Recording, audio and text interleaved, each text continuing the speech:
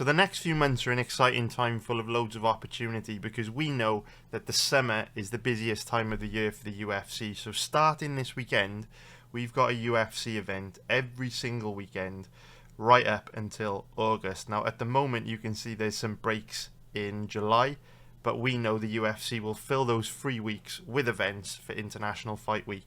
So we've got 1, 2, 3, 4, 5, 6, 7, 8, 9, 10, 11. When you throw in another 3 events for International Fight Week, we've probably got 14 straight weeks of UFC at least now. And this is a great opportunity for us to make some money. You know what it's like, the stock market goes up and down, crypto goes up and down, but the one place you can guarantee you're going to make consistent profits almost every month is with me in my live betting group. You can see the trend is clear. Over the long term, we make a profit on approximately 70% of UFC events.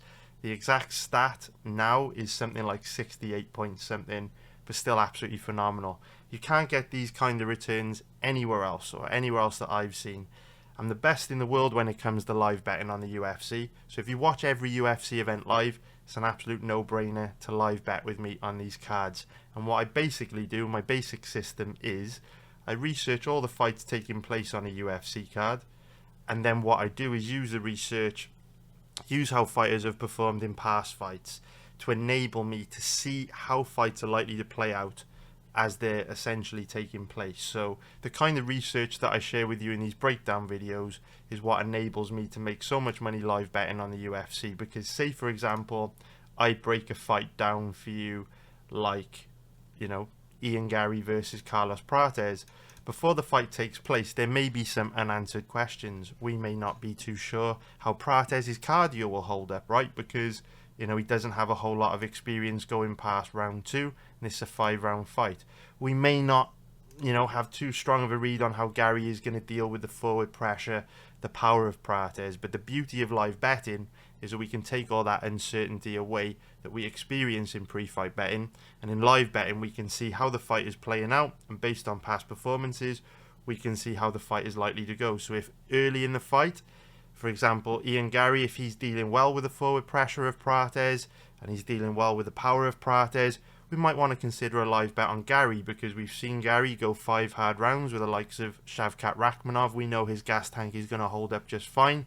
So if he's doing well in the early stages, there's no reason why he wouldn't continue to do well in the later stages of the fight, especially considering someone like Carlos Prates, for example, is more likely to slow down with the fact that, you know, he's come out and said that he smokes 10 to 15 cigarettes a day, and also he doesn't have a whole lot of experience going deep in fights, you know, even going deep in 3-round fights, let alone 5-round fights.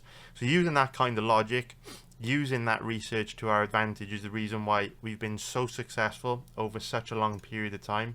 And I know these are tough times for everybody, and I know when you first look at the pricing for live betting it may seem very, very expensive, but trust me, give it a go and you won't be disappointed. There's a reason why it's this expensive. There's a reason why I've been around for a very long time doing this. You can see I first created my X account all the way back in 2013, so I've been in this game for over 12 years, because Twitter wasn't even around when I started. How about that? But yeah, I've been in this game for a very long time, and live betting is my speciality. So if you see me give out pre-fight bets and they lose every once in a while, you know, if we go to the results section of a website, you will see pre-fight bets. They are fraught with variance, a lot of ups, a lot of downs. You can see this is my pre-fight profitability chart. Big dips, big dips, big dips. The overall trend is quite clear. The overall trend is nice consistent profits over a very long period of time, but I'm not immune to dips, just like everyone else is not immune to dips. Whereas with live betting, you know, we do get dips along the way, there's no doubt about that. It's impossible to avoid it when it comes to betting on sports, but generally most weeks we make a profit. So if you're looking to make nice steady consistent profits, nice steady consistent gains, at the end of the day my live betting group is probably your best bet for doing that. While you're thinking about it, also give me a follow on X. I'm starting to get more active on X now, starting to post more on X. Usually some football content here, but I'll be posting more UFC content towards the end of the week as we get closer to the time of the event. So check it out, give it a try, and get involved. So we've been talking a little bit about how Garry and Carlos Prates match up from a stylistic point of view with that example we were talking about when it comes to live betting. But now it is time for us to actually break down this fight and get into how these two match up from a stylistic point of view. So I'm going to bring this over here as well, and let's get into it. So we're going to start off by taking a look at the odds on this one, and we can see both guys at the moment are in the even money odds range, but the odds are starting to decline on Ian Garry. Every day I look at Garry's odds, and at least one site he's lower than he was the day before. 1.74 is the lowest that I've seen on Garry. So if we take his average odds, which is currently going to be around about 1.78, have I closed? Oh, I've closed my implied probability calculator down. There we go. Let's get this back up. All right. So if we put in his average odds 1.78, which is minus 128 for an implied probability of 56%, and we can see Prates is now the slight underdog at average odds of about 2.08, which is going to be plus 108 for an implied probability of 48%. So in the eyes of the bookies and the betting market, both these guys have close to a 50-50 chance of winning. So Ian Garry, 27 years old, 6'3" with a 74.5-inch reach. Carlos Prates, 31 years old, 6'1" with a 78-inch reach. So we can see that both guys are about the same age, but there are a couple of X factors for us to dig into here. We can see that Prates has a very nice 4-inch reach advantage, which is huge in a fight like this, which is very likely to be a stand-up fight. You can see the Muay Thai tattoo on Prates' chest there. He knows how to use that length. He's a very dangerous striker. Some may say he's a nightmare. He calls himself the nightmare. I'd agree he's a bit of a nightmare on the feet. So that 4-inch reach advantage in a stand-up fight is very, very nice, because obviously it just enables Prates to land shots where Garry's got to come forward, getting a bit closer to be able to counter, which is a pretty big deal, with this fight likely being a matchup where Prates does lead the dance and Garry looks to counter strike. So the other major X factor that we need to discuss on this one, now I'm not going to play the video because it will just make this video longer than it needs to be, but when Carlos Prates spoke to Ariel Helwani on his show, he did say that he smokes 10 to 15 cigarettes a day, and he said he basically won't stop in the lead up to the Ian Garry fight. Now, what I have learned over the years, like I say, I have been doing this a very long time. I mean, if we look at my pre-fight betting results chart, I've had a website for 12 years. So I started in November 2013. I've been around for a very long time. And what I can tell you is that believing things that fighters say in interviews usually leads to losing money. You know what I mean? It's one of those things where fighters will quite often in interviews either say what they feel they should say professionally, and they give like a cookie cutter type answer to a question, or they will say what they need to say to promote a fight or to cover up something negative that's happened to them, like an injury or an illness, or they will say something to get attention, right, and stir up a bit of drama. So a real good example of this, I think the best recent example we've got, and we spoke about this in the breakdown video for the Leon Edwards versus Sean Brady fight. If you go back, watch my breakdown video on the channel for that fight, you'll see me talk about this. But during the fight week interviews, Leon Edwards said categorically, I did have a staph infection about 6 weeks ago. It was minor. It didn't affect me in any way. I'm absolutely fine. It won't affect me for the fight against Sean Brady. Then, literally at the weigh-ins, you know, we spoke about this on my Discord. Leon Edwards had a giant lump on his arm the size of Mount Kilimanjaro. It was like the Mount Kilimanjaro of fucking staph bacteria, staphylococcus, whatever the fuck it's called. So clearly, Leon Edwards lied in that interview, and he hadn't had the staph infection 6 weeks ago. It was actually much more recent than that, and it was clearly still affecting him because he looked dreadful against Sean Brady. Now, when I say these things, there will always be these very short-sighted people that come out and say, oh no, bruv, it had nothing to do with the staph infection. Sean Brady's amazing. Okay, bro. I will just put this to you. Sean Brady's 5'11", nowhere near as physically imposing in grappling positions as Belal Muhammad and Kamaru Usman. Both Belal Muhammad and Kamaru Usman struggled to take down and control Leon Edwards in the way that Sean Brady did. So if you think that staph infection had no negative impact on Leon Edwards' performance, then I've got a chocolate teapot that you can buy that is going to work great for making your tea, brev, because you'll believe anything. At the end of the day, fighters will say what they think you want to hear in interviews a lot of the time.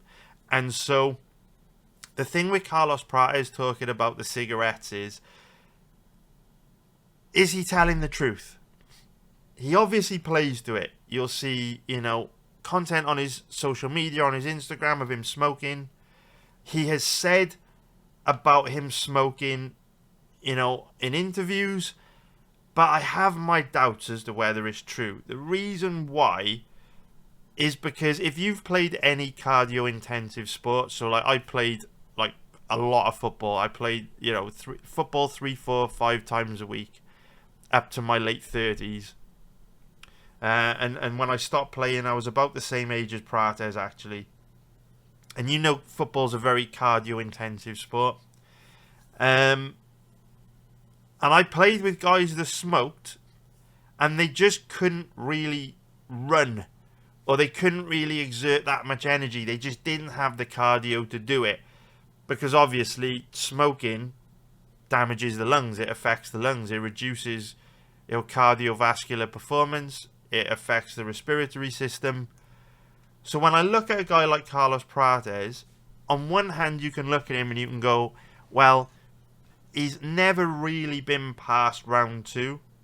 Or he hasn't been past round 2 in a very long time, 6 years. So you could say maybe that's kind of masking the fact that he's got very bad cardio.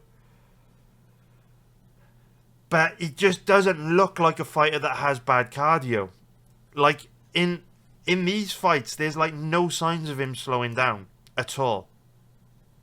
Like in the Trevin Giles fight, which is the longest fight he's had in the UFC. Even the Li Jingliang fight.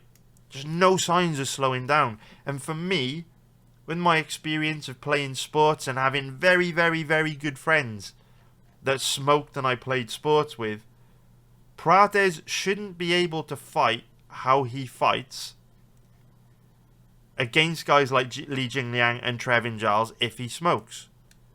So we're in this situation now where we don't know what to believe. We don't know what to think. If he smokes, this is obviously a huge potential issue for him in a 25-minute 5-round fight against one of the best welterweights in the world. People love to hate Ian Garry, but there aren't many guys in the division that would have held their own for 25 minutes against Rakhmonov. So however you personally feel about Garry, the whole cuckold thing, his ego, whatever, the guy's a good fighter, whichever way we dress it up. Ain't going to be easy for a guy that smokes 10 to 15 cigarettes a day to go 25 minutes, 5 hard rounds against a guy like Ian Garry. So straight away, that for me makes it unbettable. You cannot bet Prates in this fight. And I say this about potential injuries or sicknesses, right? There's no smoke without fire. I didn't care whether Leon Edwards had a staph infection or not. I don't care whether Prates smokes or not. What I do care about is there being the potential risk that there's something going on with them that may impair them and prevent them from fighting to a decent level. So Leon Edwards could have gone out, put in the best performance of his career against Sean Brady, and dominated him over 5 rounds and put on a striking clinic and won the fight easily.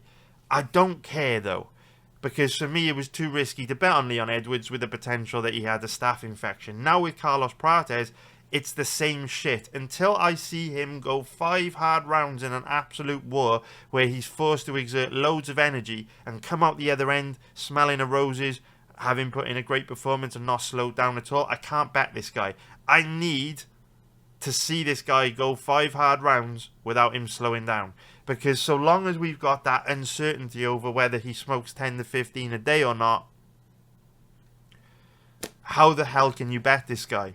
So for me, Prates is off the table. Now, of course, when we talk about how these two match up stylistically, we're still going to talk about everything that Prates does great and his chances of winning this fight. But for me, with the potential that he could be smoking 10 to 15 a day, the only question here is, are you going to bet Ian Garry or not? Prates is untouchable for me, because you know Garry trains hard. You know he's on a great diet. You know, we've seen him go 5 hard rounds with Magomedov. We've seen him go 3 hard rounds a bunch of times against guys like Jeff Neal, MVP, and not slow down at all. So Garry is proven to me, Prates isn't. But I will say this. These fighting nerds are a little bit special. These fighting nerds are a little bit special, right? On the last card, we bet against the fighting nerd. We bet on Bryce Mitchell to beat Gene Silver, right? That was a great bet. It was a smart bet. It was a common sense bet, because at the end of the day, if you see a striker like Gene Silver get taken down 3 times against a Canadian kickboxer in Charles Jourdain, it's reasonable to assume that if he faces a huge step up in competition, one of the best grapplers in the division against Bryce Mitchell, he could also get taken down just like he did in the Jourdain fight. But this time, Mitchell has the ground game to make him pay in ways that Jourdain didn't, right? Turns out, Gene Silver is probably a generational talent. And what I saw from Gene Silver against Bryce Mitchell, where he completely neutralized the threat of Bryce Mitchell, it was like watching a teenage boy fight a grown man. In fact, it was like watching a fucking child fight a grown man. For me, that confirms that Gene Silver is the uncrowned king at 145. I think he beats everyone. I think if you put Gene Silver in there after he beat Bryce Mitchell, he could probably beat Diego Lopez and Alexander Volkanovski back to back that night. That's how good I think Gene Silver is. I think he might even be the best featherweight of all time before we've even seen him get the belt. That's how high I am on Gene Silver. The only unanswered question with Silver is, would he be able to deal with the wrestling of Bryce Mitchell? Now that we know his grappling is top tier, he's a nightmare. So I'm taking these fighting nerds very seriously. Don't get me wrong, I've always taken them very seriously. But because they're very new to UFC, relatively speaking, they've popped up and been on a huge run in the last 18 months to 2 years.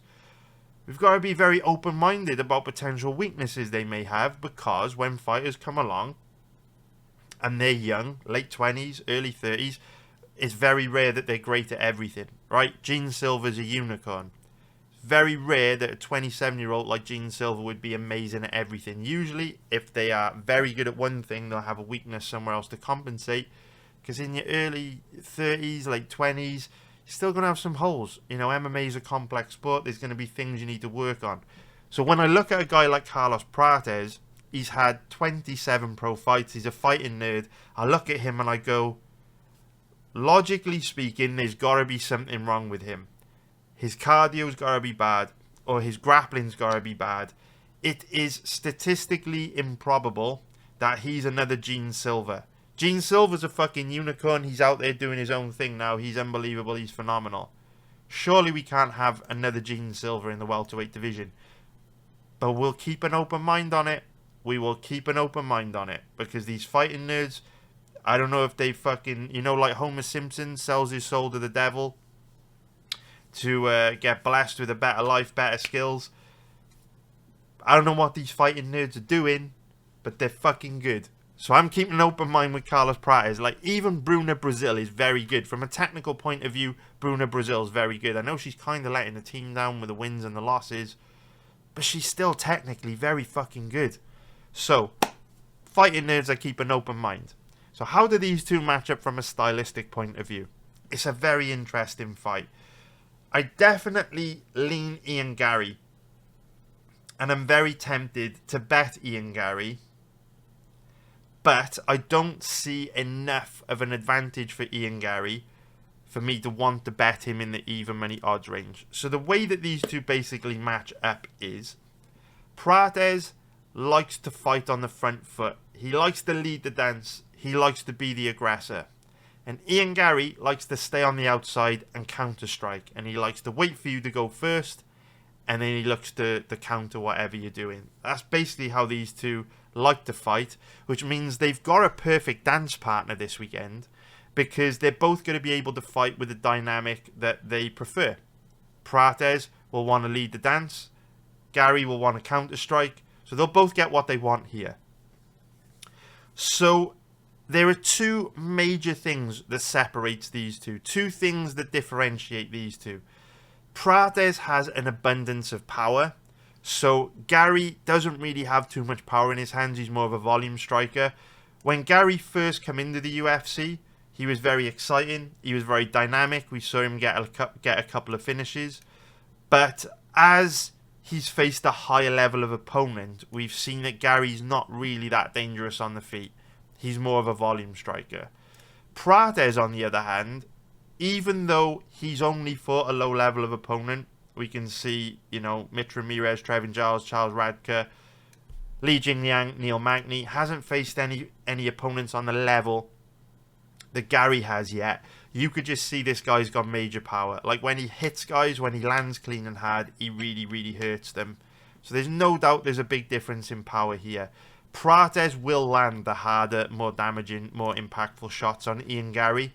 I have no doubt about that in my mind. So that's the first thing that stands out to me. And I think we can probably all agree that's true. I don't really need to show you footage for you to agree with that, right? The one other area, though, I said there were two things that really differentiate these two.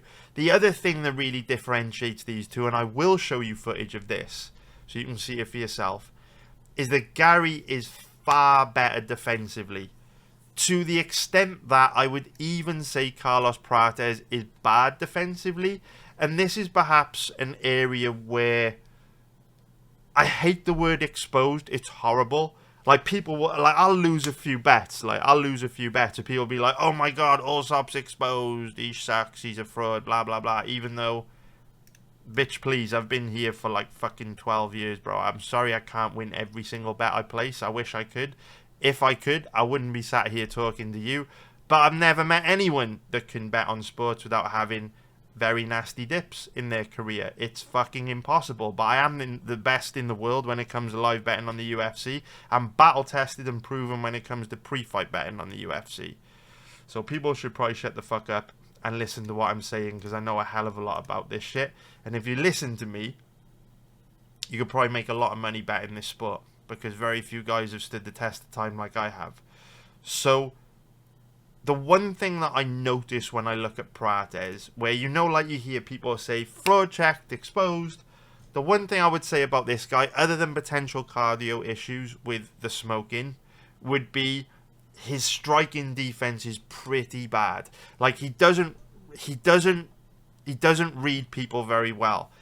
And you can see that because he often reacts to shots that have landed after they've landed, which is a telltale sign that someone doesn't really read their opponent particularly well. Now, this is unfortunately a side effect of his style. So he's a pressure fighter. He likes to come forward on the front foot, be the aggressor, look to take you out. So obviously guys that fight in that range, if we think about the two most famous examples, would be Nate Diaz and Tony Ferguson. Obviously, if you've only just started watching the sport in recent years, this will not really resonate too strongly with you, because obviously if you've only watched the sport in the last few years, you've only seen both Nate Diaz and Tony Ferguson when they're absolutely shot. But if you consider Nate Diaz, Tony Ferguson when they were in their prime, they would be able to come forward and apply relentless pressure. And they would also take a lot of damage in the process, because when you're walking your opponent down, you're putting yourself in a position to be hit and countered. Prates is putting himself in a position to be hit and countered. I'm just not sure if he has the cardio, the toughness, the durability to keep coming forward like Ferguson and Diaz did. If you look at Ferguson and Diaz, they often took an enormous amount of damage in their fights, which is probably the reason why last few years they've looked so shot. All that damage, all those wars caught up to them.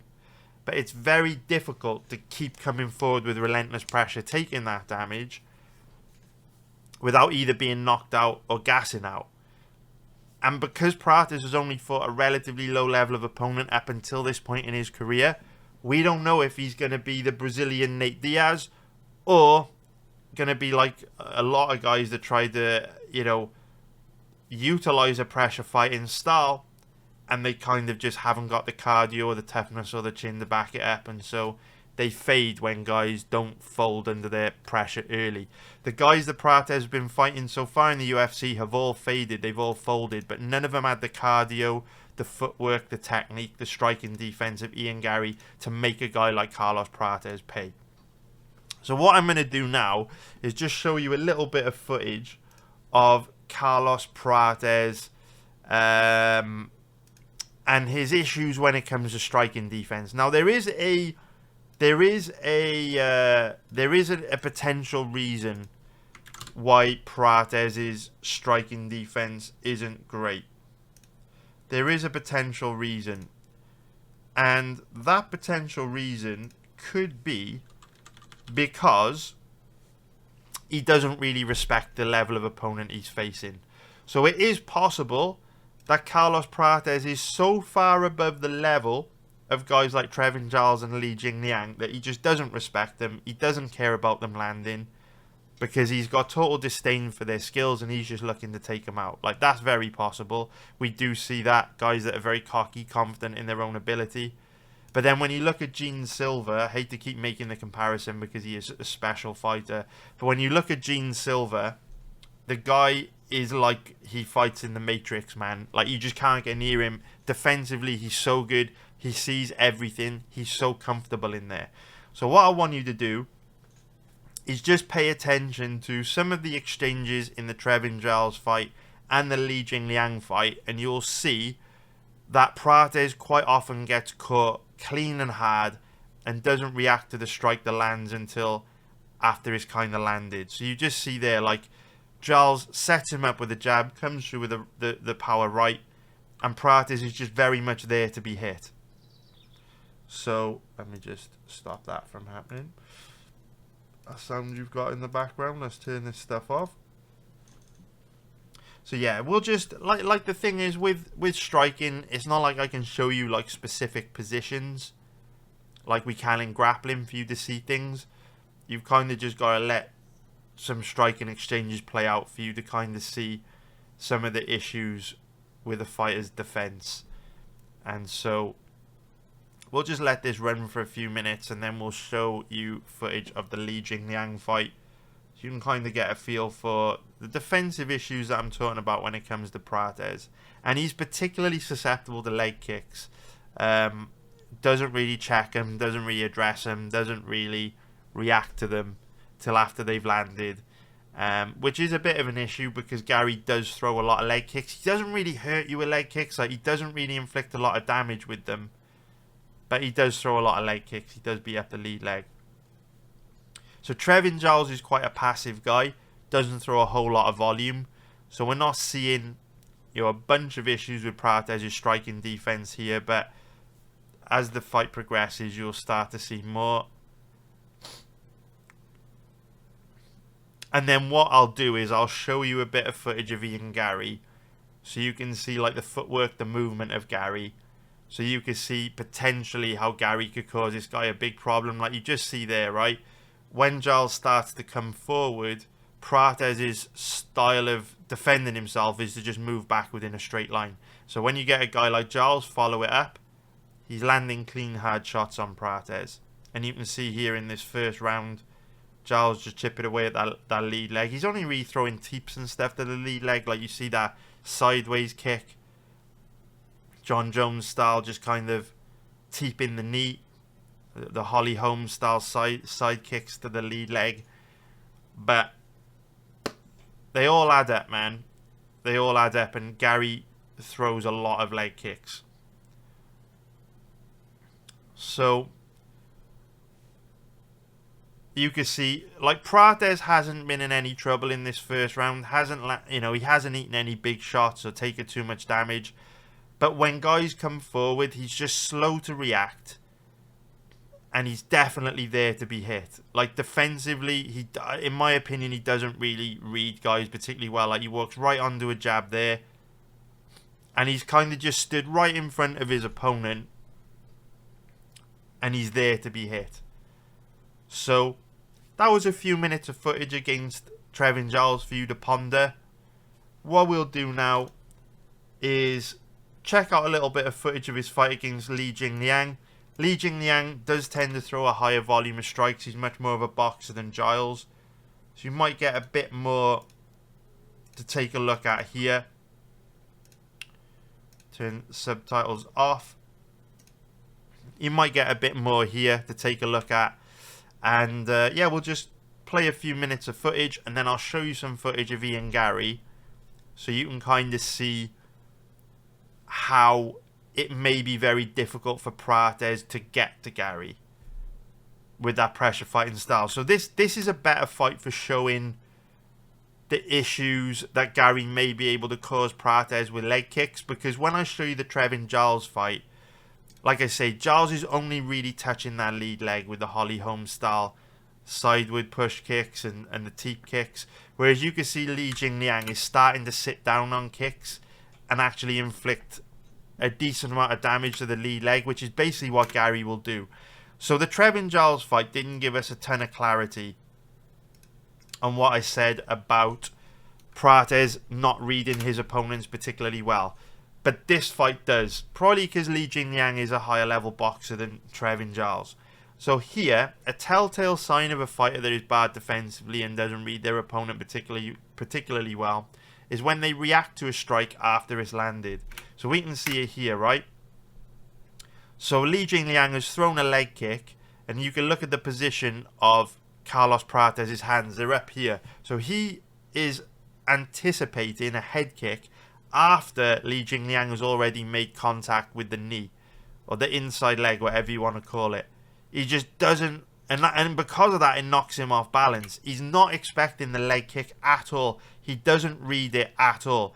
This is a huge issue because Ian Garry is a very technical striker that throws a very diverse range of strikes. You can see, if you observe Prates in these exchanges, he's just not reading Li Jingliang particularly well at all. And as we play a few minutes of footage, you know, you'll see it present itself in different ways. Again, look at this, right? Again,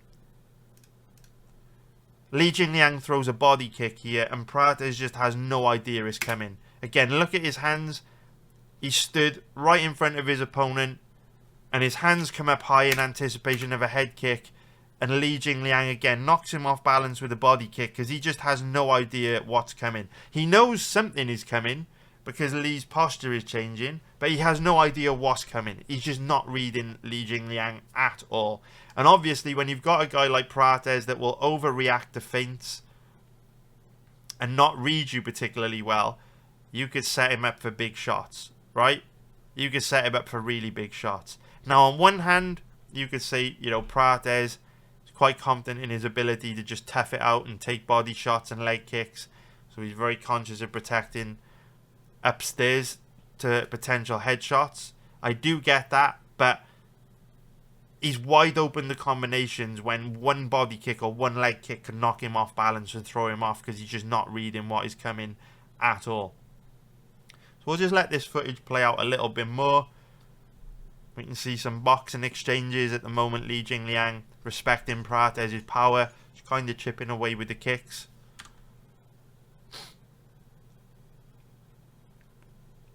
And again, look at this. Clean, hard outside leg kick. Prates just doesn't read it at all. Look. He just doesn't even, he just doesn't know what's coming. Has no idea.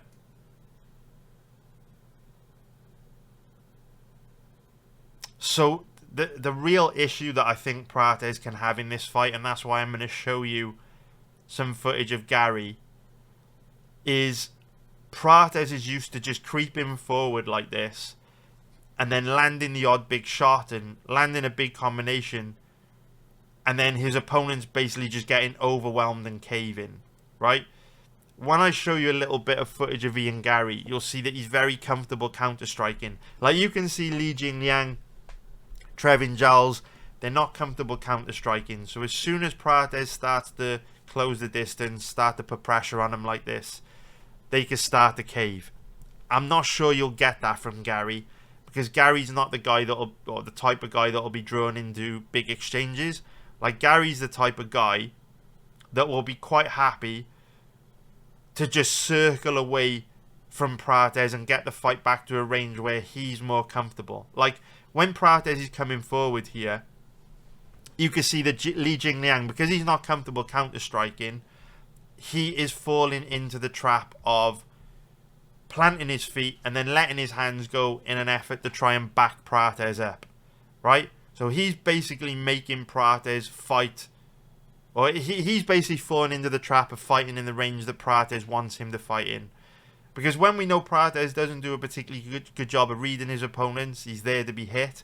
A counter-striker like Garry can be Prates' worst nightmare, because Garry won't stand in front of Prates like this. He'll be chipping away with jabs, leg kicks, and he'll be on his bike counter-striking. Right? He's not going to be uncomfortable like these guys. Or at least, it's not all that likely he'll be uncomfortable like these guys. So the fight that I want to show you from me and Garry, so you can see his kind of counter-striking style, is going to be the Jeff Neal fight. So, obviously, Jeff Neal is a lot better than, I personally believe he's a lot better than Carlos Prates. So what I want to show you is Garry's ability to counter-strike, right? So in the third round of this fight, sorry, got the wrong link, sorry guys, sorry. Okay, I was looking at the third round then, like, this third round doesn't play out like I remember it playing out when I was looking at that little thumbnail. Of course it doesn't, because it's fucking Neil Magny, not Jeff Neal. Okay, where are we? Where's the fight that I want? You guys could probably see it. You're probably shouting at me now. It's by there, it's by there. Can't find it. What event was it on? Sometimes on Fight Pass they don't put... Oh, here we go. Okay. Sorry, guys. Alright. So, in my opinion, Carlos Prates is a much better fighter than Jeff Neal.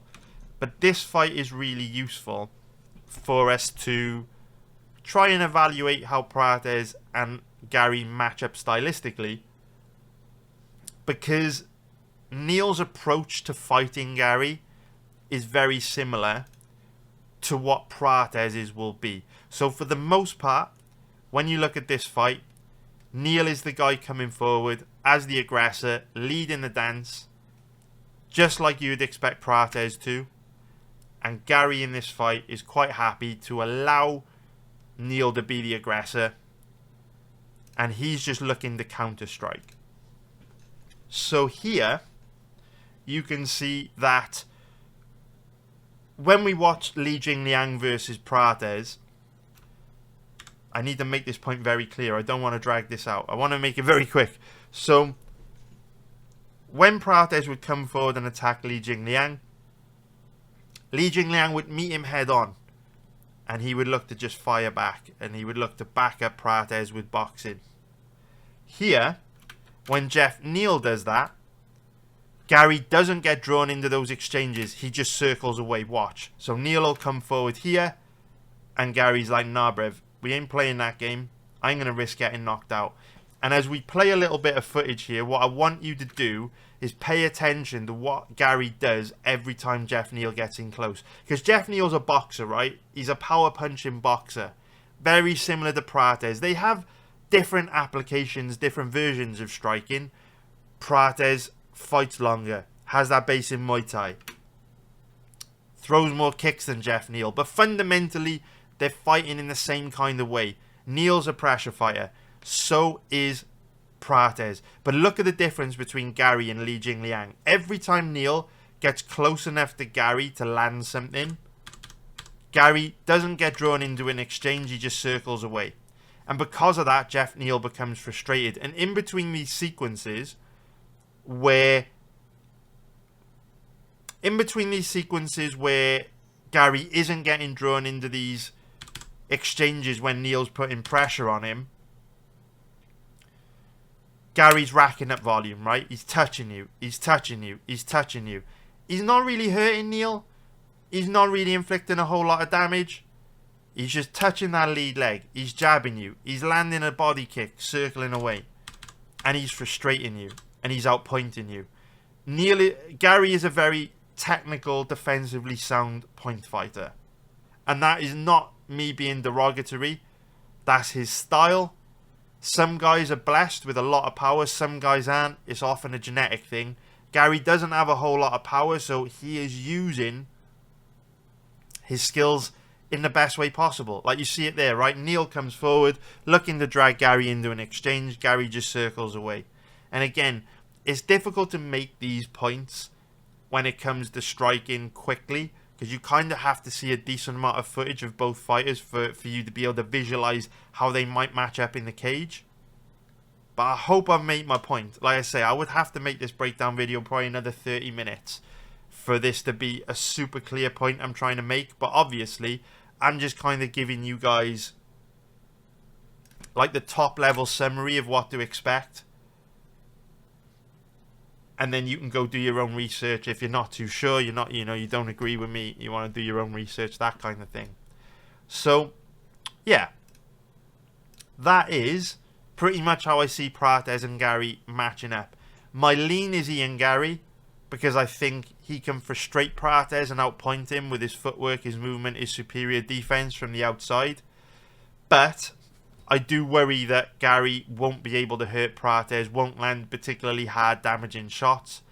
And as he's circling away, it'll be difficult for him to win rounds, because if Prates is walking him down, landing the cleaner, harder shots, Garry's style isn't a particularly judge-pleasing style. We know counter-striking, fighting on the back foot, it often gets punished by judges.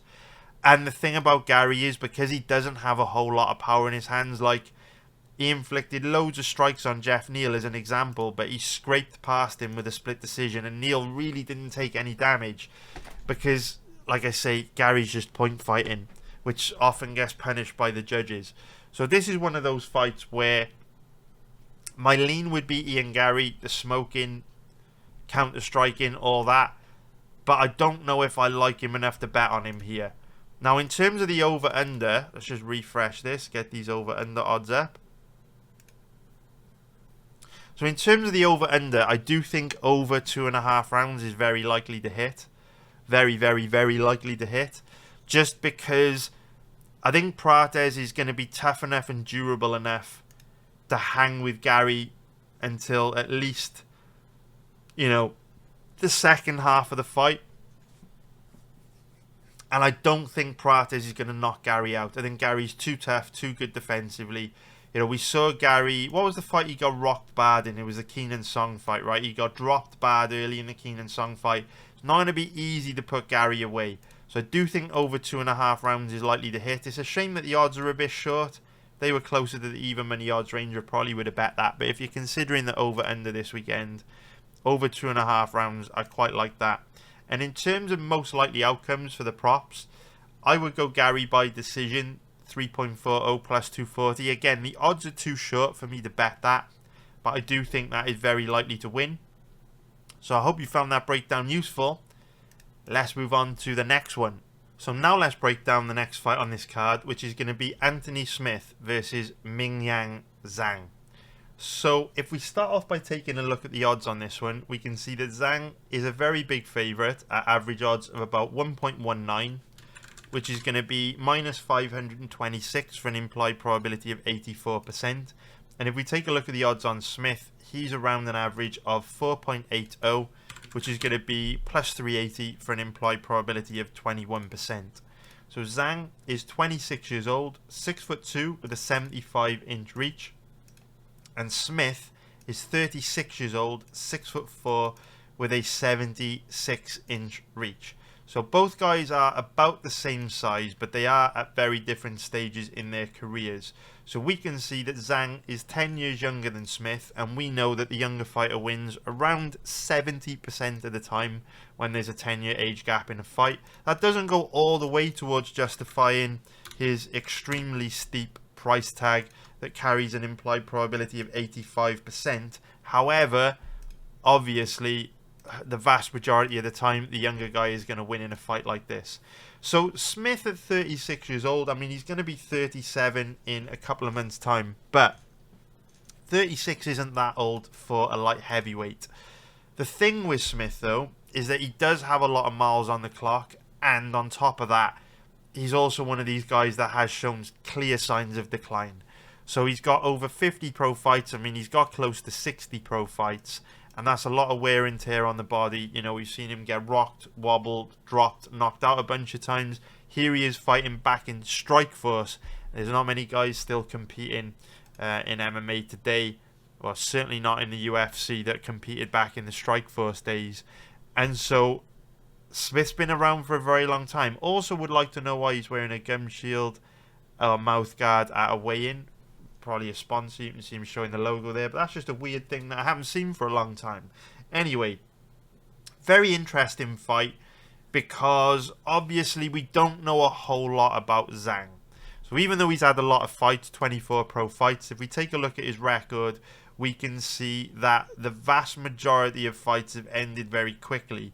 And you've got to go all the way back to 2017 for the last time he went to a decision. So that was 8 years ago. And obviously, you know, that was only his 6th pro fight. He's fighting a guy with a record of 2-3. If we go back and watch that fight, it's not going to tell us anything, because Zhang will have improved so much since then. But not only that, you've got to go all the way back to 2018, 7 years ago, just to see this guy go past the first round. All of his fights since 2018, all of his fights, you know, over the last 7 years have ended in round 1. So there are a lot of unanswered questions over Zhang. You know, if you look at the level of opponents that he's been facing, you know, he's faced a very low level, right? Up until he got to kind of the UFC umbrella, you look at the records of the guys that he's been facing, you know, 1-3, 6-9, 9-6, 5-8, 2-2, 8-5, 1-2, 4-0, 0-0, 9-11. Needless to say, this guy's record is extremely padded. And now that he's facing a step up in competition, you know, he's still getting quick finishes, but we haven't learned a whole lot about him, because he still isn't facing that high of a level of opponent. No disrespect to Ozzy Diaz and Tuco Tokos, but they're not great, right? So this is one of those fights where Zhang looks good, but he's looked good against a really low level of opponent. And quite often, this is the type of fighter that gets fraud checked as soon as they face a step up in competition. Now, do I think he'll get fraud checked this weekend against Anthony Smith? No. I think Zhang will still win. But I'm hoping we get to learn a bit more about this guy, because at the moment, we don't know anything about his cardio, and we don't know anything about his grappling. You know, we don't know anything about how this guy is going to look if he goes past round 1. And we know that Smith is good enough to take him into the 2nd and 3rd round, possibly, right? So, I do think this is a very bad stylistic matchup for Smith, because even if Zhang did have very bad takedown defense, and he was very bad on the ground, Smith never tries to take guys down. And even if Smith did try to use wrestling in this fight, because Smith is quite physically weak and stiff in grappling positions, he would probably find it very difficult to get Zhang down and hold him down. So I can't imagine Smith will have a whole lot of success with his grappling in this fight, because I don't think he'll try to grapple. And if the fight stays standing, we know Smith is very slow, very flat-footed, very stiff. At this stage of his career, not the best defensively. And we know Zhang is very fast, very explosive, very dynamic, hits very hard. So the way I see this fight going is Zhang probably adds another first round knockout to his record on Saturday night against Smith. I think Zhang will come out the gate very hard, very aggressive, take the fight to Smith, and I don't think Smith has got the toughness, the durability, the athleticism, the speed to deal with a guy like Zhang at this stage in his career that's going to come after him hard. But who knows, man? Who knows? If Smith can survive round 1, I'm very interested to see what happens in rounds 2 and 3. So this is the kind of fight where, because of the odds, you've got to let the odds do the work for you, right? This is something that we say all the time on this channel. Don't make this game any harder, any more complicated than it needs to be. The reason why I've been able to make so much money over such a long period of time is because we keep it simple and we let the odds do the work for us. We look at what the odds are telling us and we basically make a common sense decision on which side gives us a better risk to reward ratio. So there is no sense in betting Zhang this weekend at an implied probability of 85%. Is he most likely to win? Yes. Will he probably win? Yes. However, if you bet $1,000, $100 on Zhang, you're only getting, you know, $18 back if you risk $100 on this guy, right? And if you lose, you've got to win 6 bets in this odds range just to get back to break even, right? With Smith, it's very unlikely he wins, but if you bet $100 on Smith, obviously you get $380 back, right? So you win 1 bet on Smith, you could free roll on pretty much your next 3 bets and still be in profit, right? So Smith gives you a better risk to reward ratio. This is clearly dog or pass, but I wouldn't personally bet Smith because I like money. And I think I'd very likely be setting fire to $100. You guys know me. The majority of bets this year I've placed have been on underdogs, right?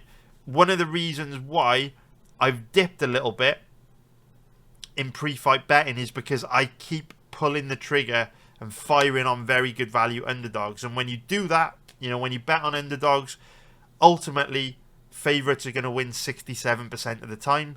So when you do place a lot of bets on underdogs, which I have done this year, you run the risk of inducing variance. But at the end of the day, we didn't get this far in life betting like pussies. And he who dares wins. So we don't bet like pussies. We bet on what makes sense and we let the odds do the work for us. In a fight like this, it makes sense to take Smith. I'm not taking Smith because I think he's going to get murdered. But if he did have a clearer path to victory, if Zhang had shown signs of bad cardio in the past, or, you know, signs that his takedown offense was absolutely terrible, I would be more open-minded to Smith. But at the moment, Zhang hasn't really given us any reason to doubt him, other than the fact that he hasn't been past round 1. But he's a victim of his own success, because he looked so damn good in the first round. So I'm going to bet against this guy right now.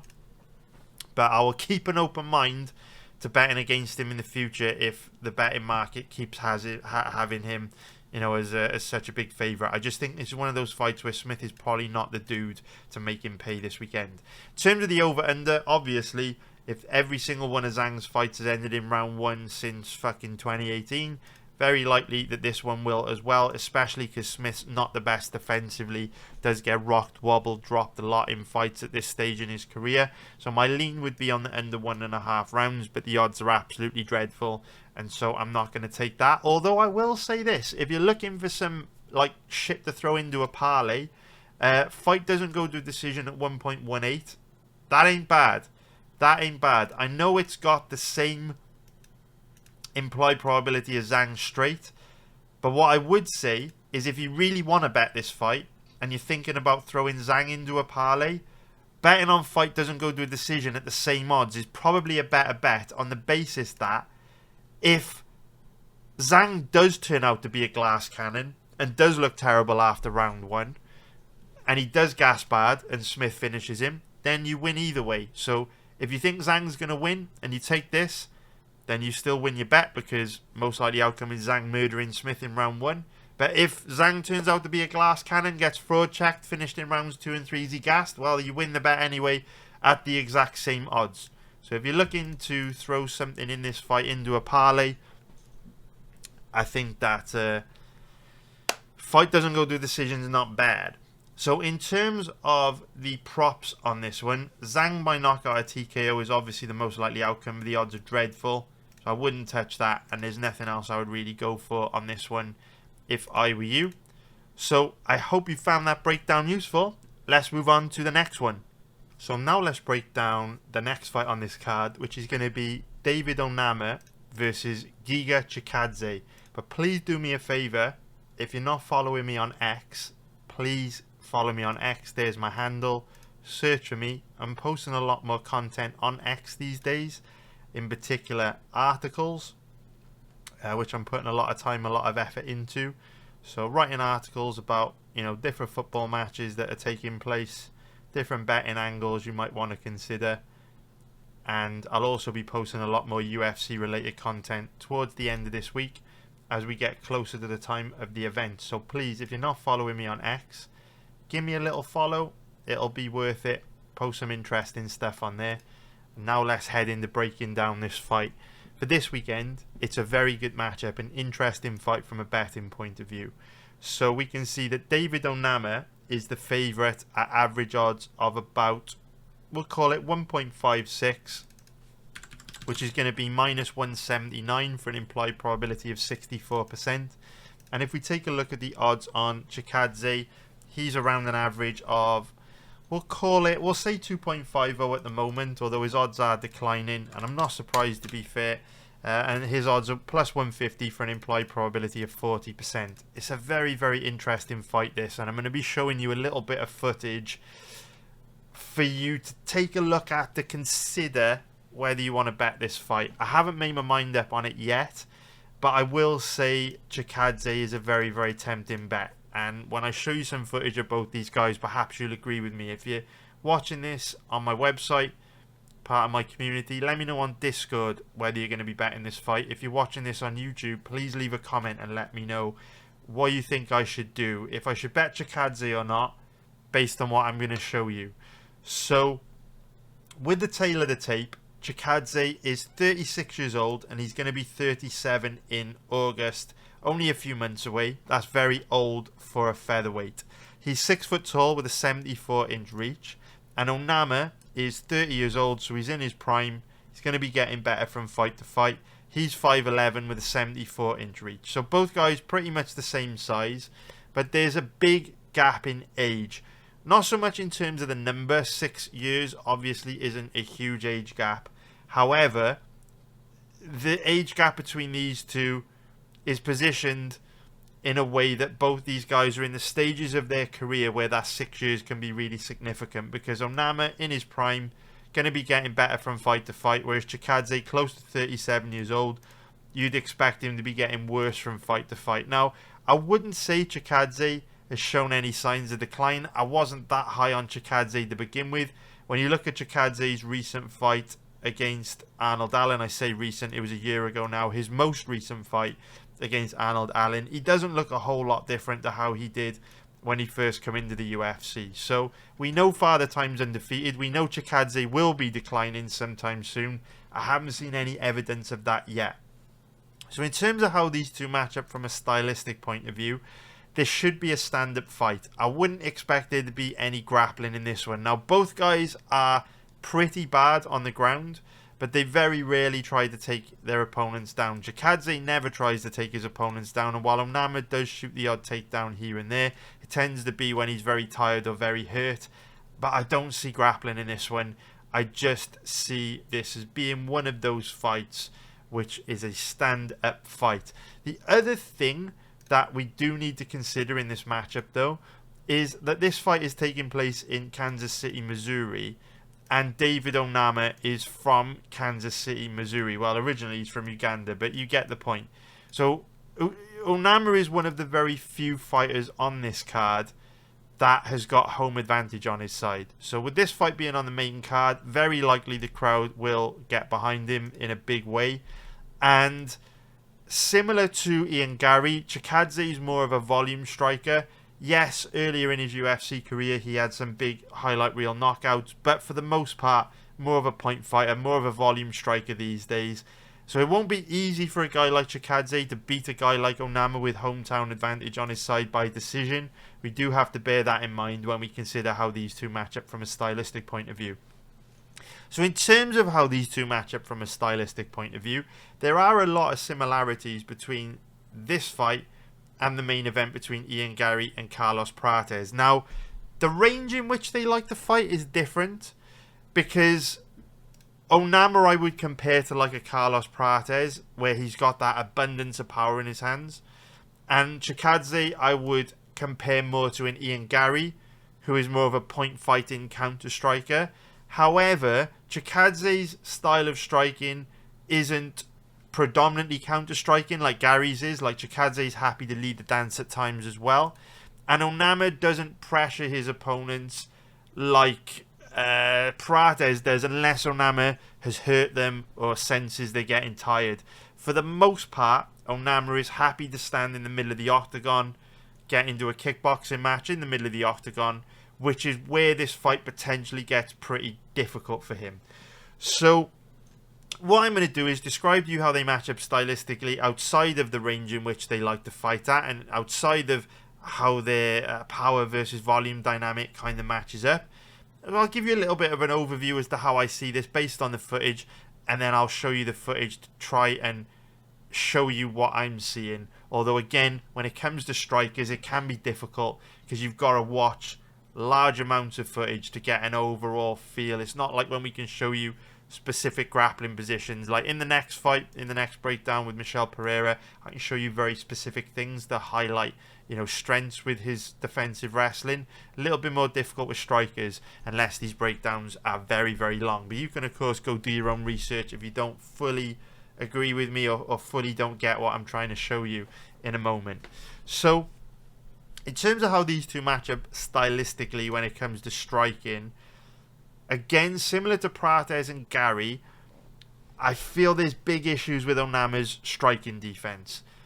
He doesn't read his opponents particularly well. He's definitely there to be hit, and while he is tough and he is durable and he can take a shot, defensively he's not very good.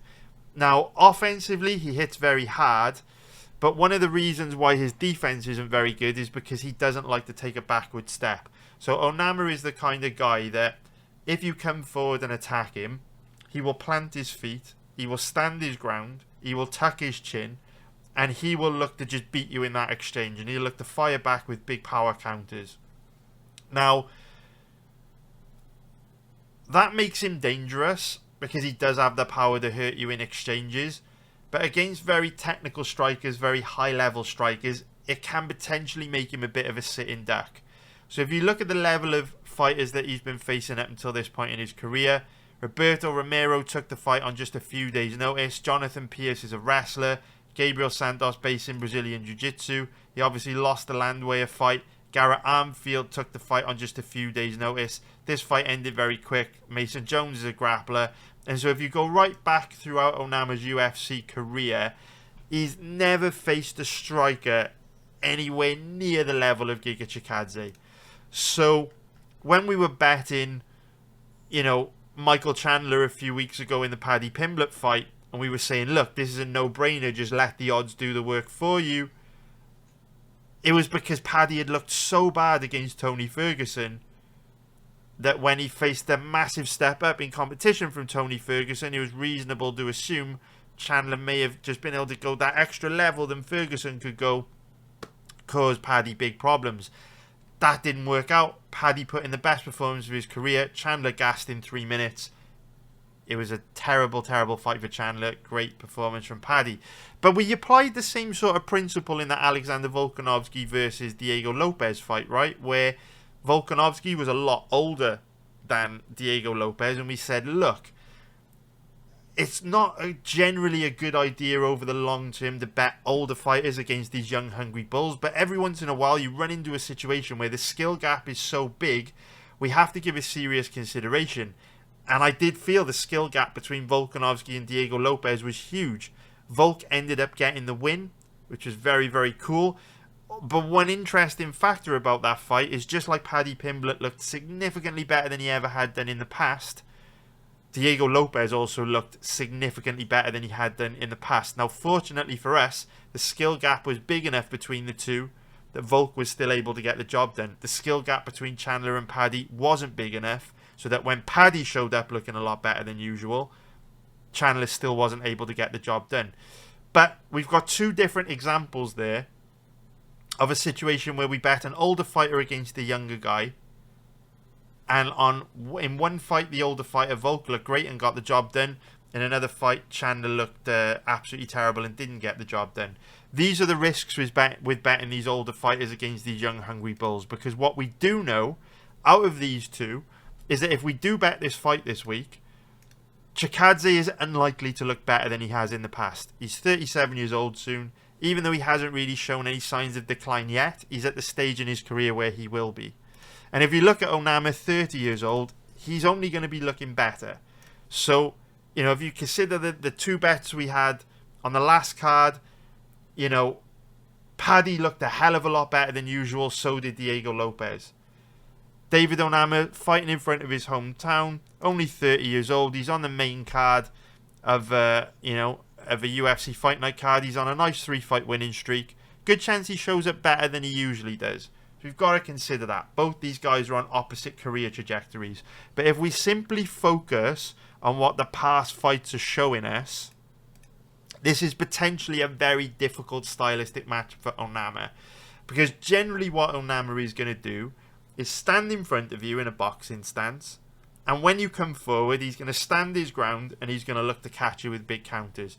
Now, that's an absolute dream for a career kickboxer like Giga Chikadze that comes from, a traditional kickboxing background. Because Chikadze knows how to use his length and fight long, even though he's got the same reach as Onama. He knows how to fight long. He fights a lot longer than Onama.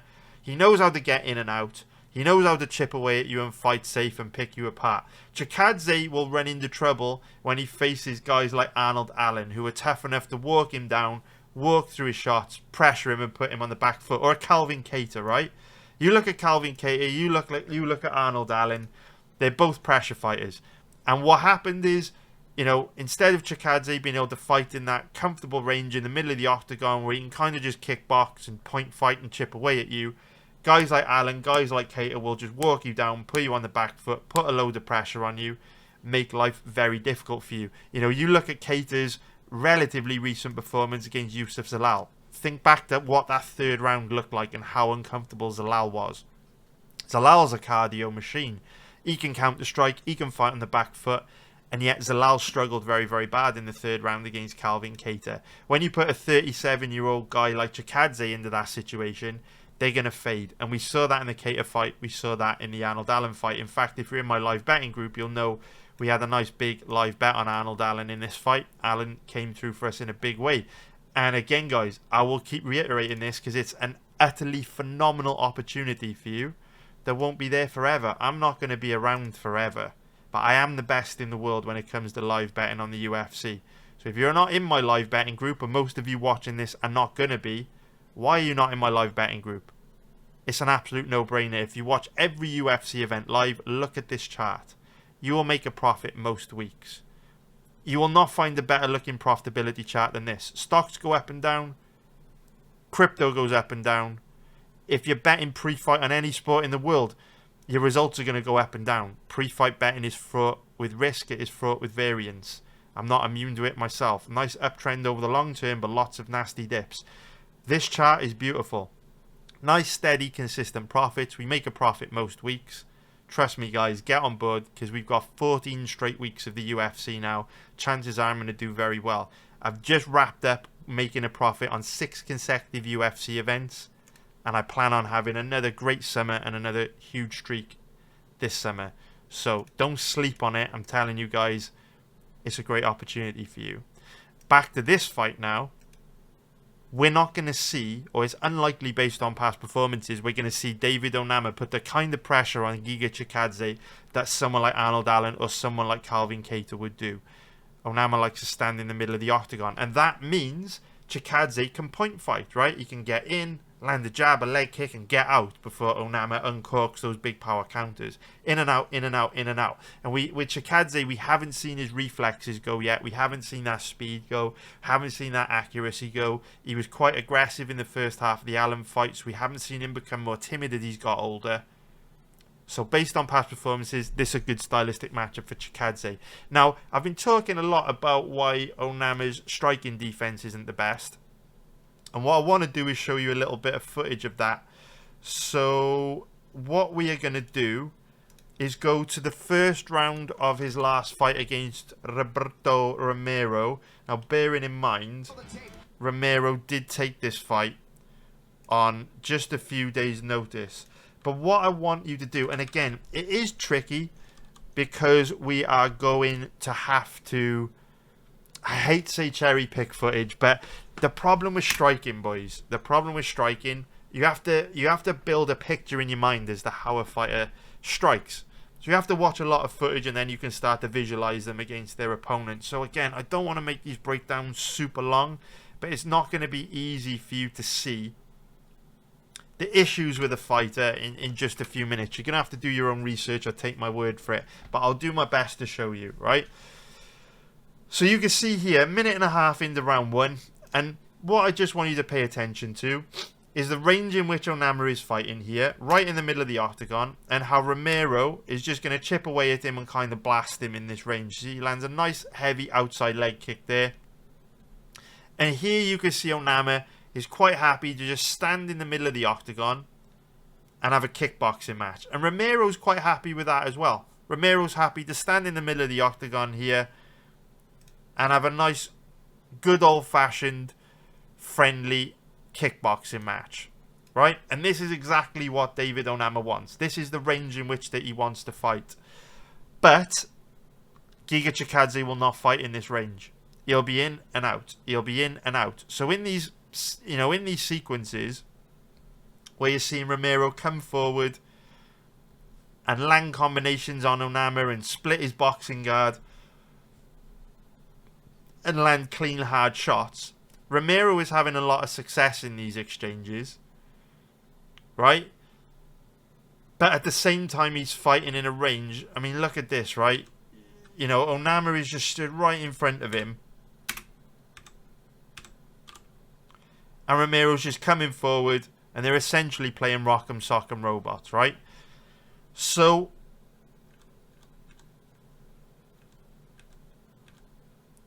Romero, even though he's having success in this first round, he's also playing Onama's game, right? Because we're seeing the range that Onama wants to fight in.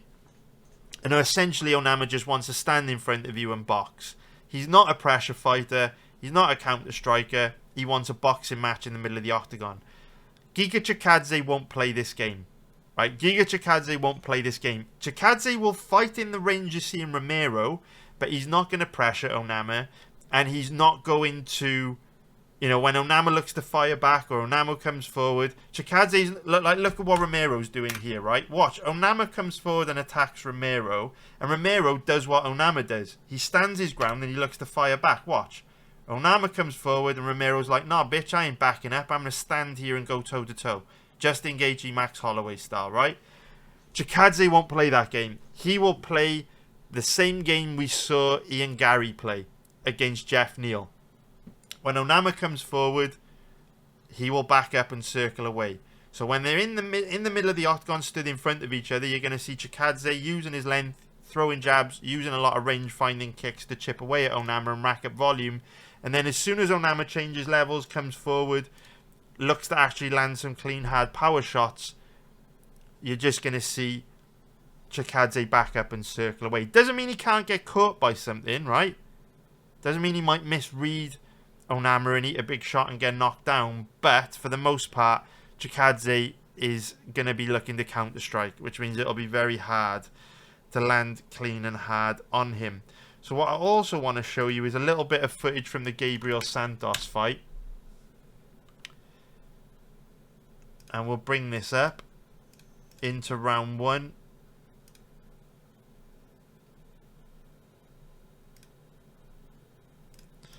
Okay, because you'll just kind of see the same sort of issues that we saw with him in the fight against Romero. There we go, getting set up. Okay, so you can see just stands in front of you, right? Kind of just stands in front of you, right? Looking to win a boxing match. He's not as bad at reading people as look. He's a clean right hand, clean left hand there, power left hand. Watch this, clean left hand. Doesn't see it coming. Doesn't read it at all. Boom, right on the button. Clean left hand, right? Onama's just looking to play Rock'em Sock'em Robots. Wants to stand right in front of you, and I'm going to show you a little bit of footage. You know, it's another clean left hand there. Like, he just had a warning shot a moment ago.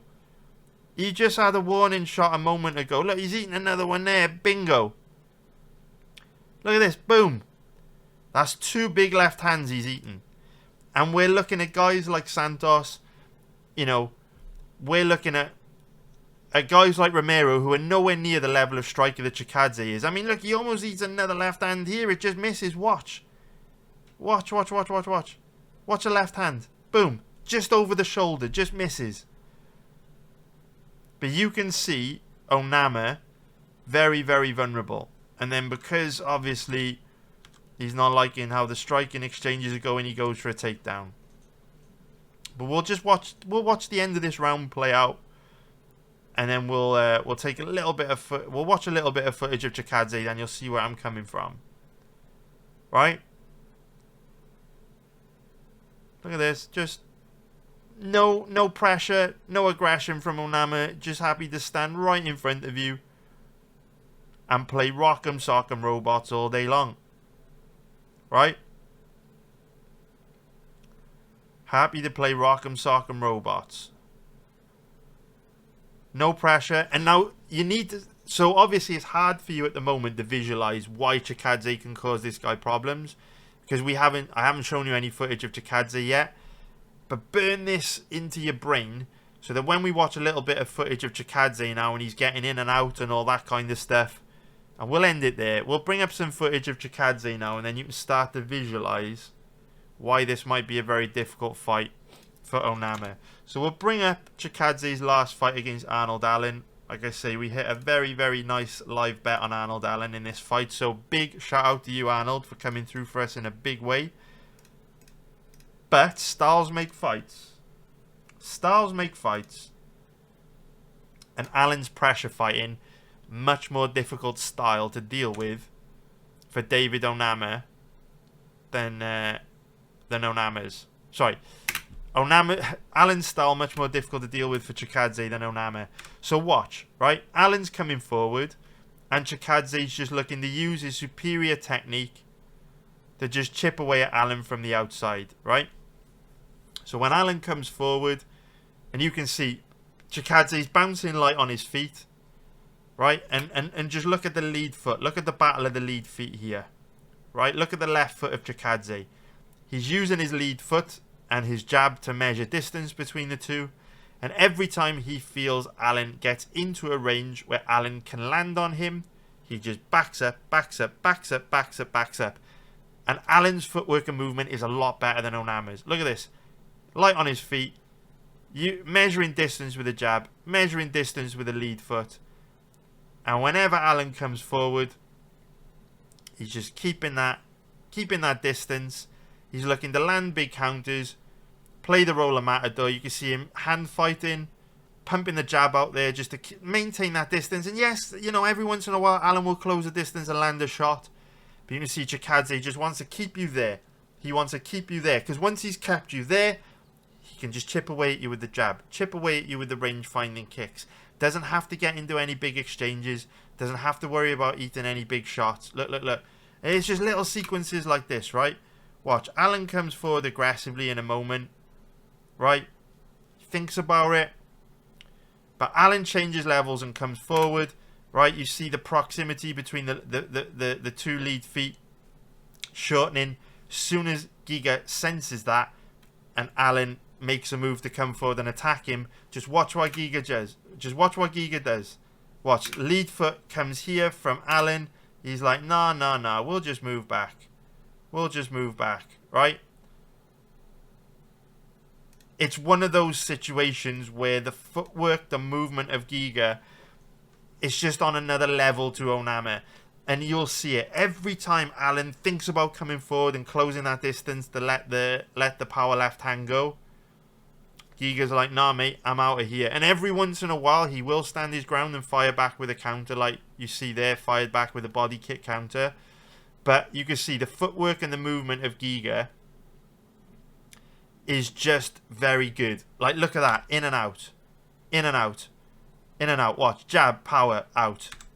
Look at that. Jab, power right hand. Bink, bink, out.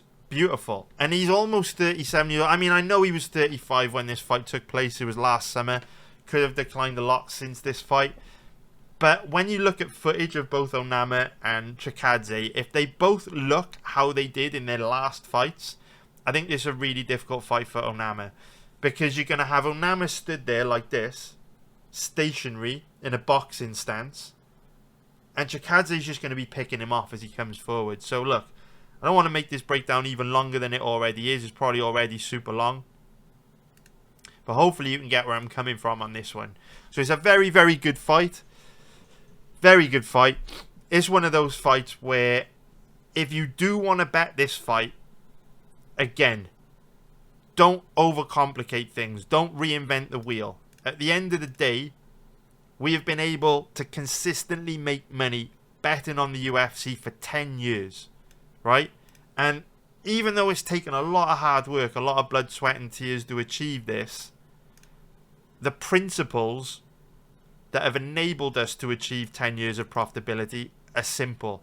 Let the odds do the work for you. That's why we stood the test of time.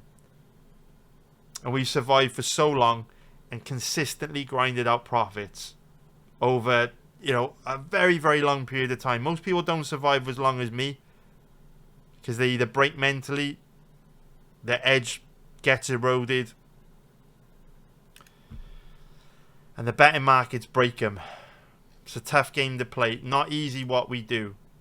But what we do know over the long term is that if you just consistently get your money into strong positions, let the odds do the work for you, you will make a profit. Based on what I've shown you, it makes no sense to bet David Onama this weekend as a big favourite. His odds carry an implied probability of 64%, which means in order to get a decent margin of value over the bookies, you've got to be capping Onama at 70%. It's absurd.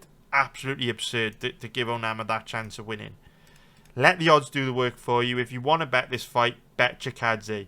His odds carry an implied probability of 40%. Now, does that make Chikadze a good bet this weekend? Can we call this a 50-50 fight in which we'd have a very good margin of value over the bookie? Does he even have a 45% chance of winning? Where it gets tricky is the performances that you've seen from guys like Paddy Pimblett, Diego Lopez over the last few weeks. Now, there will be people that will watch this video that will go, Allsopp, you suck. It was so obvious Paddy was going to beat Chandler. Paddy's amazing. Paddy's great on the ground. Paddy always looks like this. There will be other people that will go, Diego Lopez, amazing. Look at his power. Look at his fight against Ortega. At the end of the day, boys, these people don't put the work in that I do. They certainly don't have 12, 13 years of proven, consistent results betting on the UFC. I can tell you, with every strand of DNA in my body, Paddy Pimblett looked hundreds of % better than we had ever seen from him before. Diego Lopez looked significantly better than he ever had done before. Okay, that's just a fact. You can go back, watch their past fights. It's there for all to see.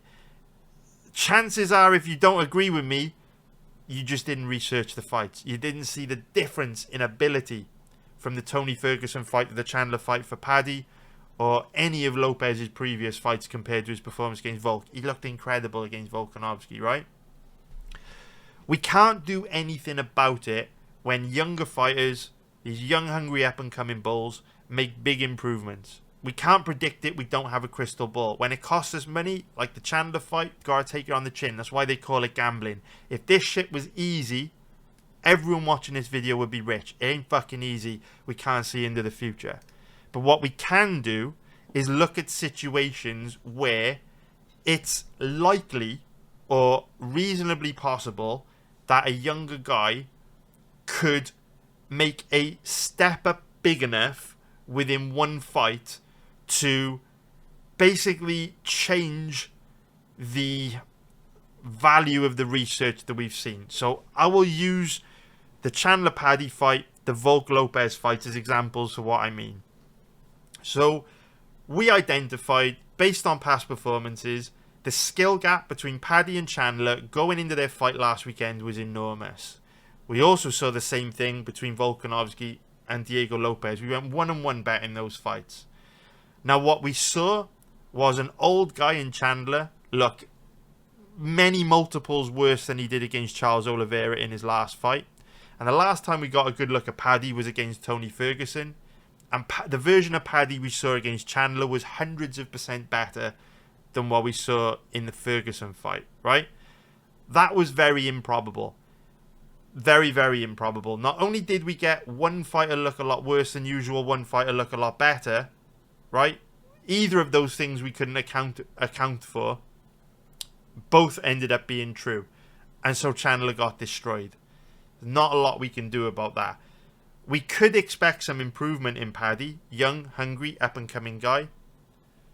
We could expect some decline in Chandler. Old declining fighter.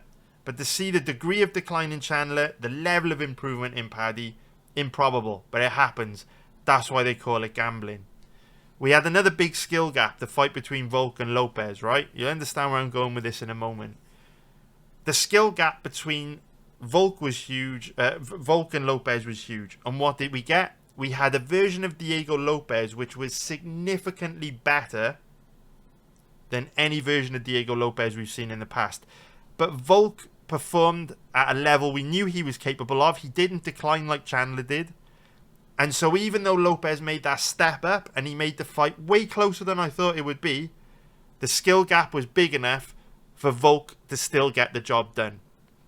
So when we get to a fight like Chikadze versus Onama, again, we've got to be very open-minded to the possibility that Chikadze will look a decent amount of worse than usual because we haven't seen him fight for a year. And we will see Onama look a decent amount better than usual because we haven't seen him fight for, 6-7 months at this point. And we know Onama is going to be making big improvements from fight to fight. We'd expect Chikadze to decline at this stage in his career. So in this sort of situation, what we've got to do is cap how these two match up stylistically, what probability you'd give both guys of winning based on what we've seen in past performances, and then based on potential declines and improvements and other X factors like home advantage. So in my opinion, if you look at how both these guys match up stylistically based on past performances and where I would cap this fight, I would have Chikadze as the slight favourite. I would give him like a 55 to 60% chance of winning this, which means there's very good value on his current odds of 2.50 plus 150, which is an implied probability of 40%. And that's probably why you're seeing the odds start to decline on Chikadze, right? When I started researching these fights last week, the odds were about, give or take maybe 10-15% better. What we've really got to try and determine, and again, it's very difficult because none of us have a crystal ball, is how much is age going to contribute to the outcome of this fight, and how big of an impact is home advantage going to have on this fight, right? When we look at some of the potential weaknesses in Chikadze that could come with age, for me, he still looks very sharp. His reflexes still look very good. His footwork and movement is all very good. Why did he lose to Calvin Kattar and Arnold Allen? Well, he lost to Calvin Kattar and Arnold Allen because he gassed and slowed down in those fights. And Chikadze does have a long history of gassing, to be fair. However, I wouldn't say Chikadze has bad cardio. The reason why Chikadze gasses and slows down in some fights is because if you make him work hard, he will slow. And we saw Arnold Allen and Calvin Kattar put a lot of pressure on Chikadze, which led to him slowing. When he faced someone that isn't an aggressive pressure fighter, like an Edson Barboza or an Alex Caceres, he didn't really slow. So I'm not that concerned for Chikadze gassing out against Onama, because Onama doesn't have a high pressure style. Onama's not going to make Chikadze work very hard. We've seen that in the footage that I've shown you. Onama will be happy to stand in the middle of the octagon and kickbox, and that will enable Chikadze to fight at a pace and in a range where he can pace himself, he can manage his heart rate, manage his cardio, and be comfortable unless he wants to get overly aggressive and start headhunting and look to take Onama out. So this is one of those fights where, logically speaking, you wouldn't expect Chikadze to declined that much compared to the last time we saw him this time last year. But, 37 years old is old for a featherweight. So this is a fight where I've still got a lot of thinking to do. I'm very, very tempted to bet Chikadze. But in my brain, in my logical brain is telling me Onama's a hometown guy. He's younger. He hits harder. Chikadze should be declining. Is the skill gap between Chikadze and Onama big enough for me to bet a slight underdog in that type of spot? I'm not sure. Haven't made my mind up on it yet. I'm going to give it some more thought. If you're a member of my community and you're in my Discord channel, please swing by. If you're not a paid member of my community, swing by anyway, because anyone can access the free areas and we can just have a conversation about this fight. Maybe you can help me make my mind up on it. Failing that, if you can't be bothered joining the Discord, or you don't want to join the Discord, please leave a comment below. Let me know what you think. It's a super interesting fight. Needless to say, it's dog or pass. If you're betting David Onama this week, good luck. It's not a good bet in my opinion. Question is, how similar do these guys look to their past performances, very recent performances? So in terms of the over-under on this one, I do think it's quite likely to go to a decision. If you look at the record of Chikadze, he very frequently goes deep in fights. His last 4 fights have all almost gone to a decision, and his early fights in the UFC went to a decision as well. If you look at David Onama, more of his fights end inside the distance, but typical story is he's now starting to face a step up in competition. His fights are more likely to go deep. So 3 of his last 4 have gone to a decision. So very likely, in my opinion, this fight goes to a decision, but the odds are a bit too steep for me to bet on that, simply because Chikadze is at that stage in his career where, even though his chin has looked good, we know this is the stage in a fighter's career where their chin starts to decline a little. And on top of that, obviously we've seen David Onama get rocked, wobbled, dropped in a few of his recent fights. Nate Landwehr, Romero. And also, obviously, eat clean, hard shots against Gabriel Santos, which is not a good look.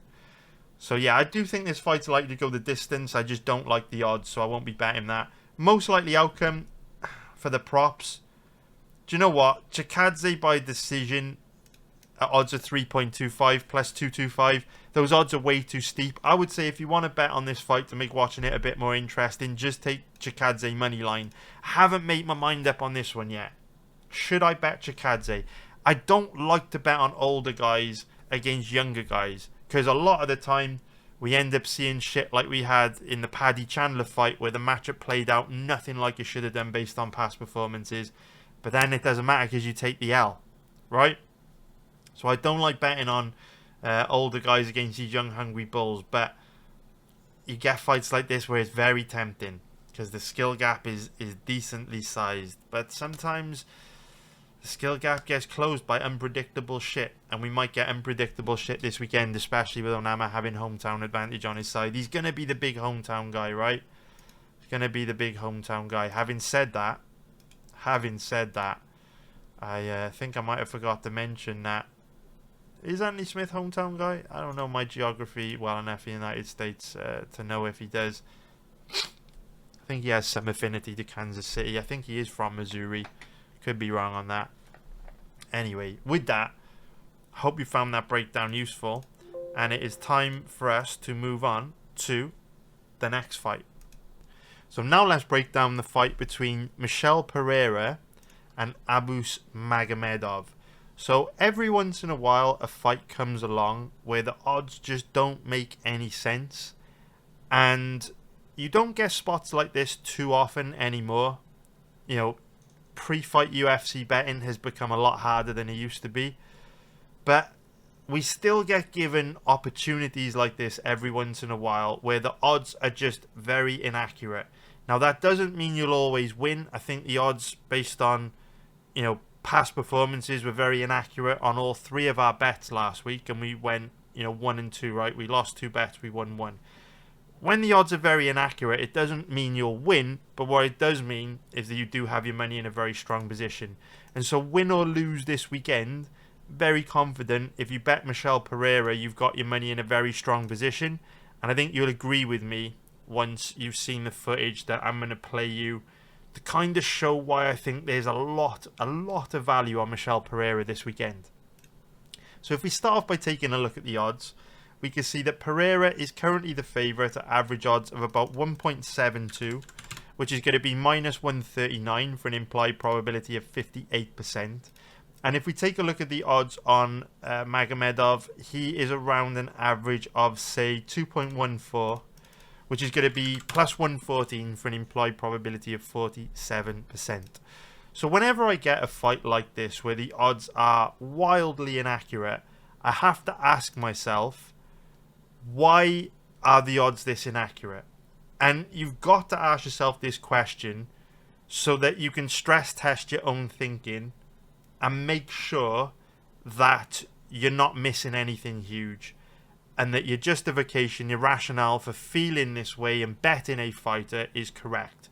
So if we consider our bets from last weekend, I felt the odds on Alexander Volkanovski were way better than they should have been. And the betting market moved to reflect this, where I think when we bet Volk, he was a 1.80 minus 125 favourite, and then by the time the fight started, the closing line I think was 1.65 minus 154. So irrespective of how the fight played out, we beat the closing line, and you know, there was a good amount of value in that Volk bet. And when I was looking at the fight last week and asking myself, why are the odds so good on Volkanovski? I think it was because Diego Lopez had a lot of hype behind him.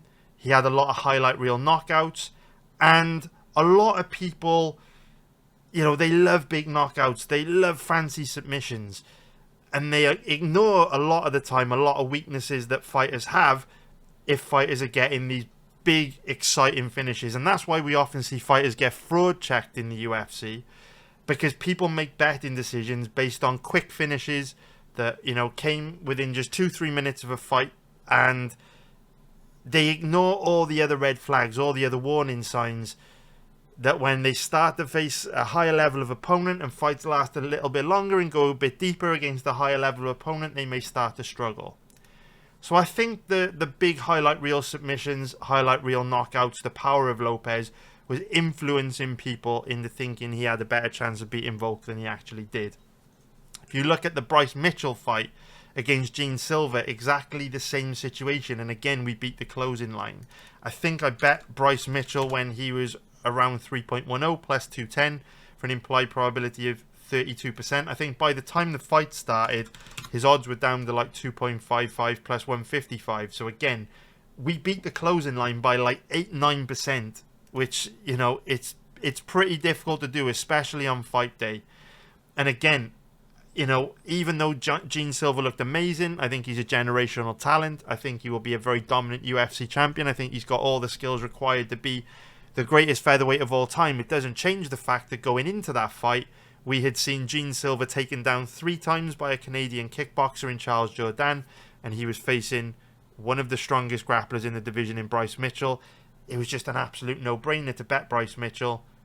There was a lot of value there. And so we ask ourselves the question, why were the odds so generous on Bryce? Irrespective of the outcome, why was a lot of value on Bryce? And again, Silva, charismatic. People hated Bryce Mitchell for the stuff that he said about Hitler. Fighting nerds, a lot of hype behind him. And Gene Silva's striking has looked amazing. Highlight reel knockouts, some of the best striking we've seen in the featherweight division from any prospect in years. And I include Ilia Topuria in that. I think Silva has looked incredible. But because of that, people ignored potential weaknesses that he could have in the grappling department. I think that's why we got extra value on Bryce. And then if you look at the Chandler-Paddy fight, Paddy looked absolutely terrible against Tony Ferguson. But whenever people were saying, oh, I'm betting Paddy, I think Paddy's going to win, they would point to the quick finishes. They would point to the random flash submission out of nowhere in just 3.5 minutes against Bobby Green, and ignored the fact that he gassed against Tony Ferguson. looked very vulnerable on the feet against Tony Ferguson. I think that's why we got the value on Chandler. We didn't beat the closing line on Chandler. Actually, Chandler's odds got better. But beating the closing line 2 out of 3 fights that we bet last week, pretty good going. It's a shame that we didn't win 2 out of the 3 bets. We only won 1 of them. Hopefully we can do better this week. But when we look at this fight, and we're asking ourselves the question, why are Michel Pereira's odds so generous? Based on what I'm going to show you on the footage, why is he in the even money odds range? Why is he not a bigger favourite? I think there's a couple of reasons to explain it.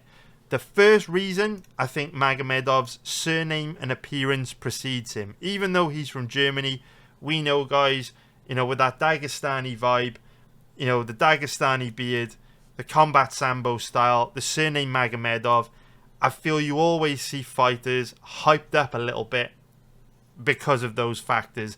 I think a guy like Magomedov, his perception for most people will be that he's better than he actually is based on the fact that he's from Dagestan and his surname's Magomedov. So I think that plays a part in it.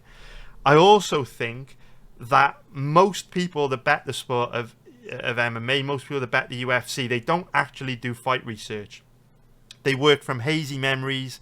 They kind of remember a little bit about how fighters looked, when they watched the fight live, and they will kind of scan win-loss records to make judgments on, what bets they're going to place, right? So if you look at the recent performances of these two, Magomedov has won his last 2 fights.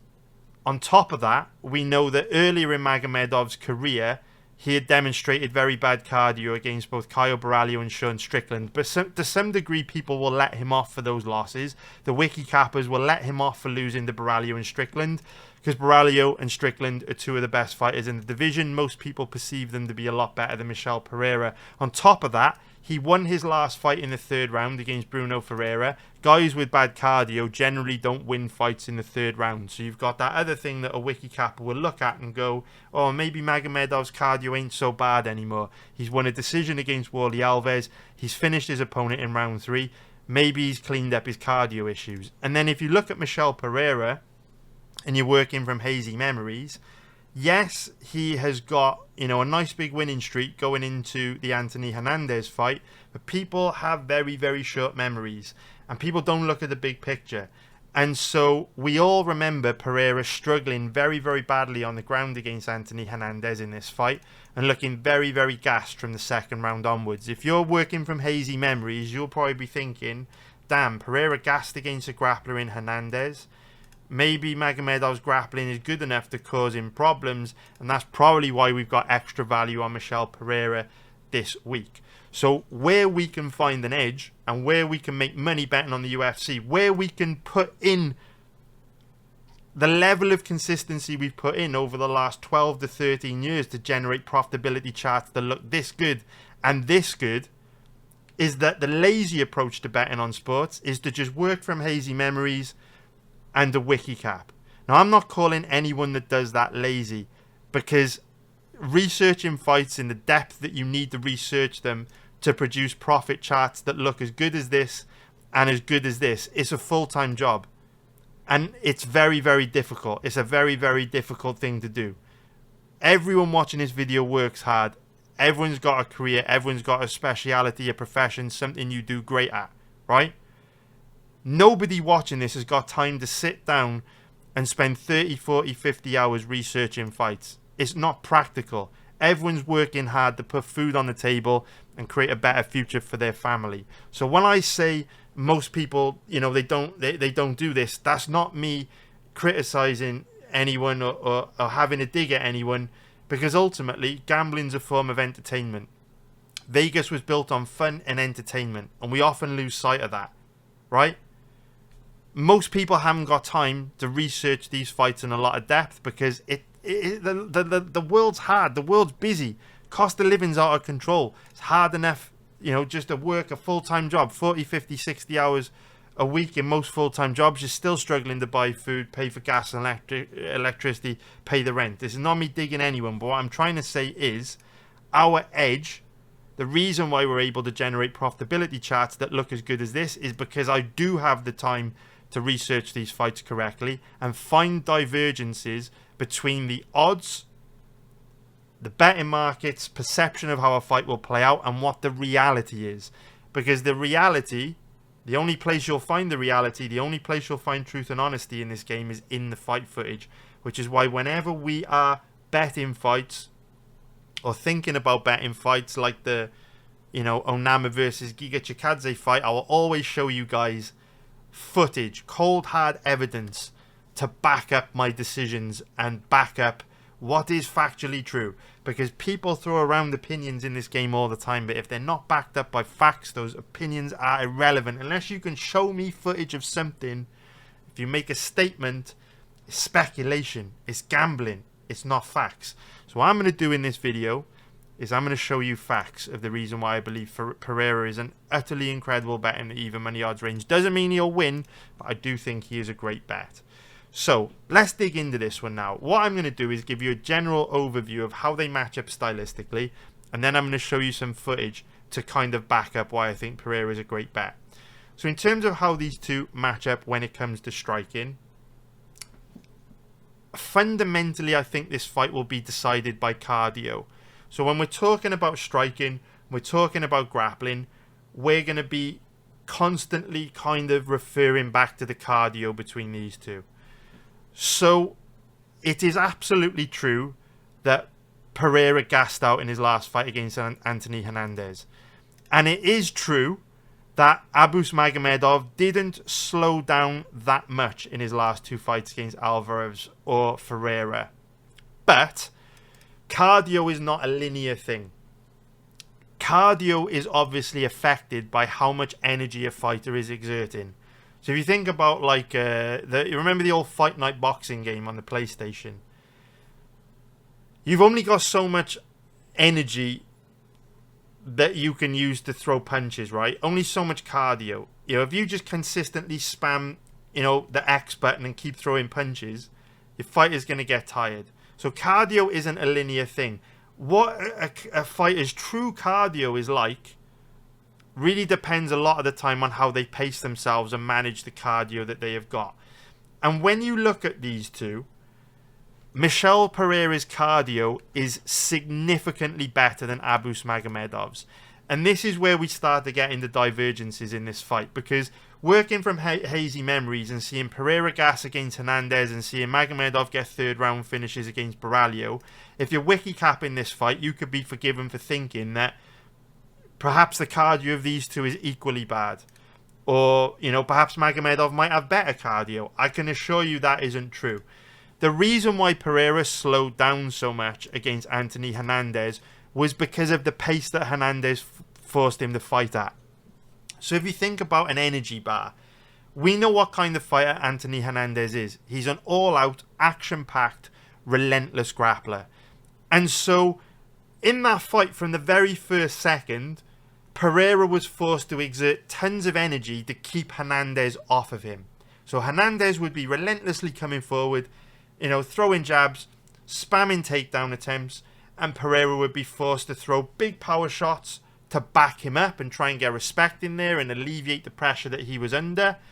Or he would be having to exert a lot of energy to defend takedowns up against the cage, digging underhooks, wearing his muscles out in the clinches as Hernandez was trying to wear him down and get those takedowns. So that's the reason why Pereira slowed in the Hernandez fight. He exerted fuck tons of energy. And it goes back to the example of Giga Chikadze against Arnold Allen. Giga Chikadze slowed down against Calvin Kattar and Arnold Allen. Why? Because both guys came forward with relentless pressure, forced Chikadze to exert loads of energy, which meant that he wore down much more than when he faced someone like Alex Caceres. Same principle applies here. Pereira was worn down by Hernandez, and worn down relatively quickly because Hernandez puts an insane pace on you.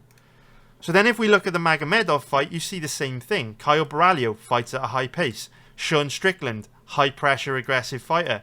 What happens when he fought guys that made him fight at a high pace?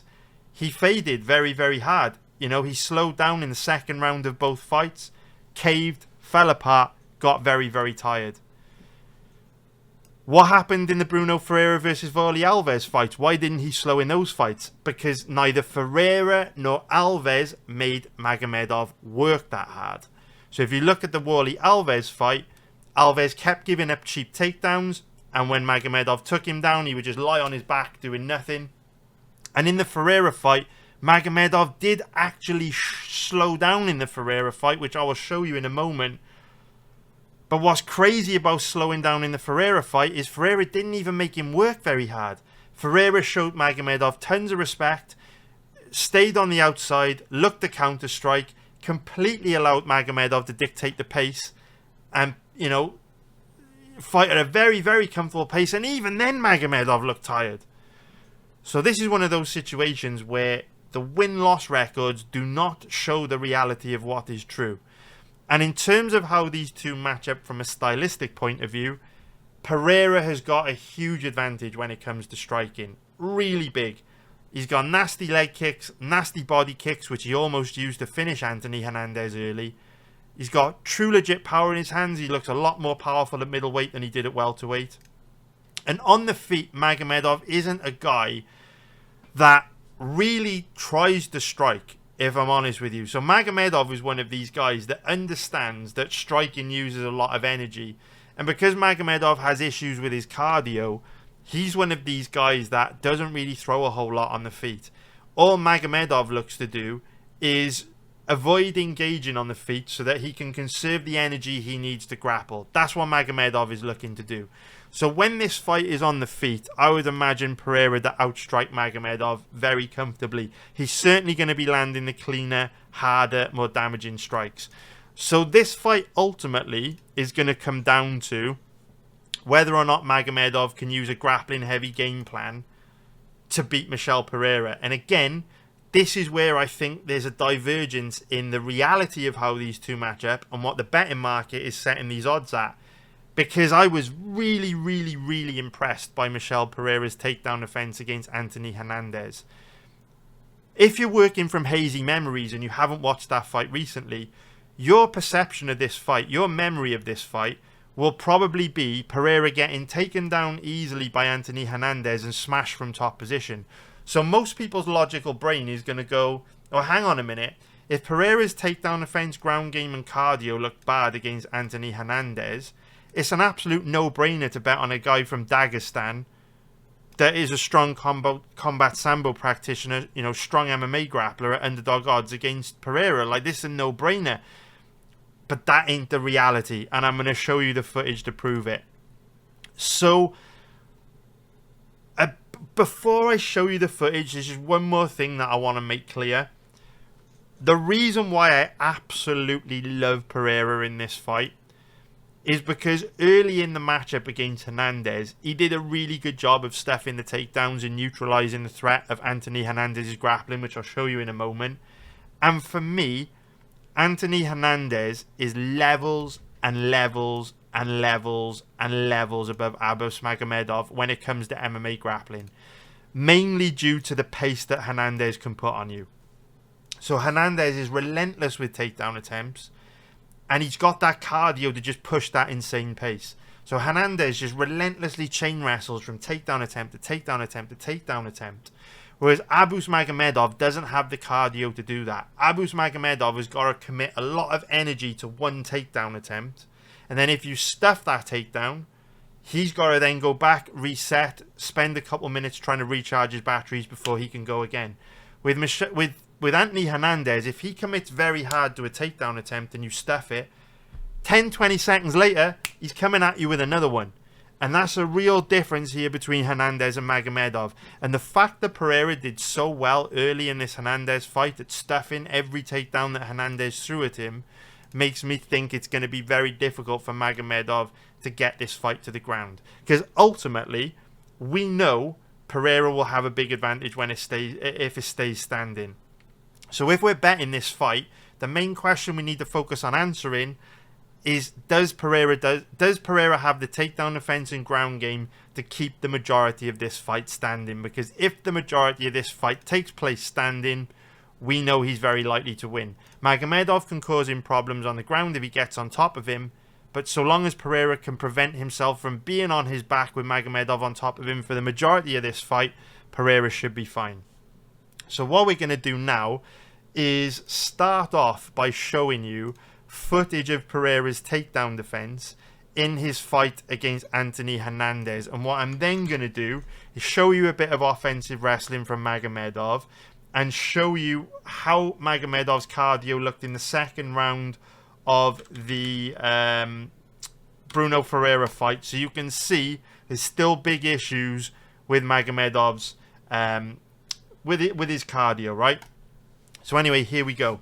So it's really important that because so much of who wins this fight is going to be determined by cardio, it's really important you pay attention to how long is left in the fight, the stage in the fight that we're evaluating, and up until the point in the stage in the fight we're talking about, how much energy both guys have exerted. So again, this is a tricky one because I don't want to make this breakdown super long, but in order to produce profitability charts that look like this and look like this, you've got to put a lot of time and thought and effort into what you do. This is not simple, this is complex shit. So keep like a fucking visual guide in your head. Right now, start of the fight, Pereira's energy bar full. When we watch Magomedov, start of the fight, energy bar full. And as you're watching this fight play out, just pay close attention to how much energy both guys are exerting. Alright, sorry about that, my camera messed up, but remember, energy bars. So what we're going to do here is pay close attention to the amount of energy that Michel Pereira is exerting when defending takedowns. We're going to be comparing that to the amount of energy Abus Magomedov exerts in some of his fights. And what we're also going to be paying close attention to in this footage is the technique that Pereira uses when defending takedowns, so that when we see Magomedov try to take his opponents down, we're going to be able to visualize how Pereira may or may not be able to keep this fight standing. So this is the first takedown attempt that he has to deal with here. And remember, I said we want to keep a very close eye on how much time has progressed through this fight and how much energy Pereira is exerting. So we can see he starts exerting a lot of energy here.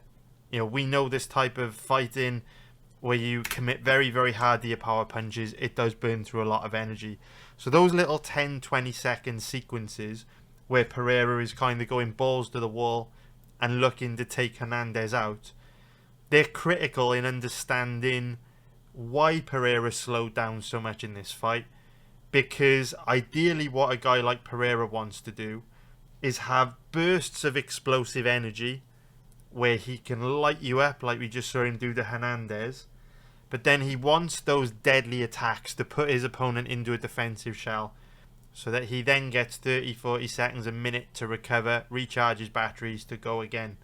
The reason why Pereira slowed down so much in this fight is because Hernandez just never gave him any recovery time. So when Pereira would sprint and, you know, commit very hard to those power strikes, when he then went to reset, instead of Hernandez going into a defensive shell, he would continue to engage Pereira, which meant Pereira never had an opportunity to pace himself or catch his breath. He just basically kept redlining it. And you know what it's like in a car. If you just foot to the floor, redline it, eventually the engine's going to blow up. And this is what happened to Pereira. So we see the first takedown attempt here from Hernandez. Very nice takedown entry. But we can see Hernandez, even though he drives in decently well, Pereira does a good job of clearing his legs and coming right back on top of him. And look at how hard he's sitting down on these hooks to the body. You know, Pereira is inflicting a lot of damage here, but he's also burning through a lot of energy.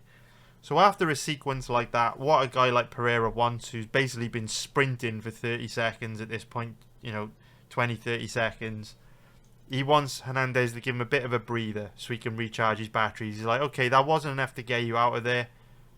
He just keeps coming forward to keep attacking. Hernandez shakes his head as if to say, that wasn't shit. But you can see Hernandez just keeps coming forward. Keeps coming forward. And Pereira is trying to back up because he's like, okay, I've just thrown the kitchen sink at this guy. I've taken the fight to him very hard in two separate bursts. And he's still coming forward Still standing there, haven't been enough to get him out of there. So he's like, okay, I'm going to back up and circle away a little bit now. But we can see Hernandez shoots that takedown. And Pereira does a really good job of stuffing it. He gets to underhook on the right side pretty quickly. And you can see he's quite comfortable in this position. But even though it doesn't look like a lot is going on here, there's no recovery time for Pereira. Hernandez is staying on him. He's pumping that jab. He's forcing him to defend takedowns. He's walking him down. He's crowding him in a very small UFC Apex octagon.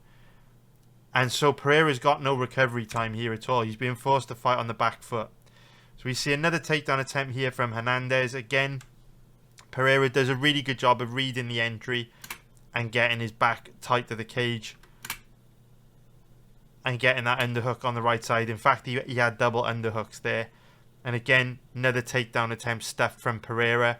So far, so good. But again, no recovery time. So Hernandez forces Pereira to exert energy to defend that takedown. And then as soon as Pereira defends the takedown and they disengage, look, Hernandez is right back on top of him, pumping the jab. And now you can start to see Pereira get tired, right? After this sequence here, you know, you can see in his face. And again, this is one of the reasons why we've had so much success over the years live betting on the UFC. This is why we make a profit almost every week. And this is why, if you're not in my live betting group and you watch every UFC event live, you're just missing out on a huge opportunity. Because when we're live betting a fight like this, we're paying close attention to the small details. So just a minute and 45 into this fight, if you were to look at the live odds on this fight, Pereira's probably going to be a decent sized favourite because he's had Hernandez in a lot of trouble in this first round. He's almost finished him with that early flurry. So the odds are going to be improving on Hernandez and declining on Pereira. But when you look at the body language and you look at the facial expressions here of Pereira, just look at how he looks in the face. Look at his eyes. You know, you can start to see that look on his face like, oh fuck. Like, this guy ain't going away. I've thrown the kitchen sink at this guy. He ain't going away. Look at the expression of demoralization on Pereira's face here as they disengage. Look at this. Look at this. Look now. Wait. Look now. He's like, fuck, okay, this ain't going to be as easy as I thought it would be. This guy's keep coming forward. This guy's going to keep coming forward. That's the edge we have in live betting. We spot these little details live betting, and we put our money in really strong positions, acting on momentum swings in fights, or betting on momentum swings in fights before the momentum swings come, before most people see those momentum swings coming. So anyway, 3 minutes left to go in this round, and you can see Pereira's backing up. He's like, I don't want to... He's like, I want a break, man. He's like, Hernandez, stay the fuck away from me, dude. I want a break. You can see there, tired body language from Pereira. He's just looking to circle away from Hernandez and catch a break in there. So now Hernandez has kind of eased off the gas a little bit. He's giving Pereira a little bit of recovery time here. You start to see Pereira lighter on his feet. But again, really good takedown defense. So Hernandez shoots the takedown, double underhooks. And again, Pereira is able to stuff the takedown. So what I really like about Pereira's performance in this fight is he does two things really well. The first thing that he does well is that when he reads the takedown entry is coming, he does a good job of keeping his back tight to the cage so that when Hernandez shoots, he doesn't have to travel back very far to get his back nice and tight to the cage, to use the cage as a base to defend the takedown. Another thing that he does really well, even when he's clearly tired, his takedown defense early in this fight, in this first 2 rounds, still very, very good. He does everything correctly. So you'll see as he's circling away, trying to find space in there. Circling away. And this is really impressive. So we can see Pereira clearly slowing. But look at this takedown defense. So Hernandez shoots a nice deep double leg here. The deepest takedown entry of the fight so far. But Pereira is still able to get double underhooks in play. And he's still fresh enough and strong enough to do a good job of using the cage to defend that takedown. So Hernandez was in very, very deep on his legs there. But he used the underhooks, he used the cage to stay upright. And even when Hernandez chains into another takedown attempt, and you know by this point Pereira must be exhausted, he's still able to get that deep underhook on the right side and stuff the takedown. And so you can see, you know, we're about 3.5 minutes into this round, and Hernandez has been forcing Pereira to sprint. And this is the difference. Hernandez has made Pereira work harder in the first 3.5 minutes of this round than Abus Magomedov probably will the entire fight. And so Pereira hasn't been given any opportunity to pace himself here. And yet his takedown defense is still looking pretty good. Like even here, look, he's off balance, throwing a left hand, watch. Off balance, but he still reads the takedown entry. Still is able to clear his legs. Still gets that underhook on the right side. So when you see a guy like Pereira defending takedowns like this when he's tired, it's super impressive. He's doing a good job of reading the takedown entries from Hernandez. He's dealing with the chain wrestling. You know, again, always looking to get those underhooks in play early. Always looking to get those underhooks in play early. Keeping his back tight to the cage so when the shot does come, he can use the cage as a base. Look again there.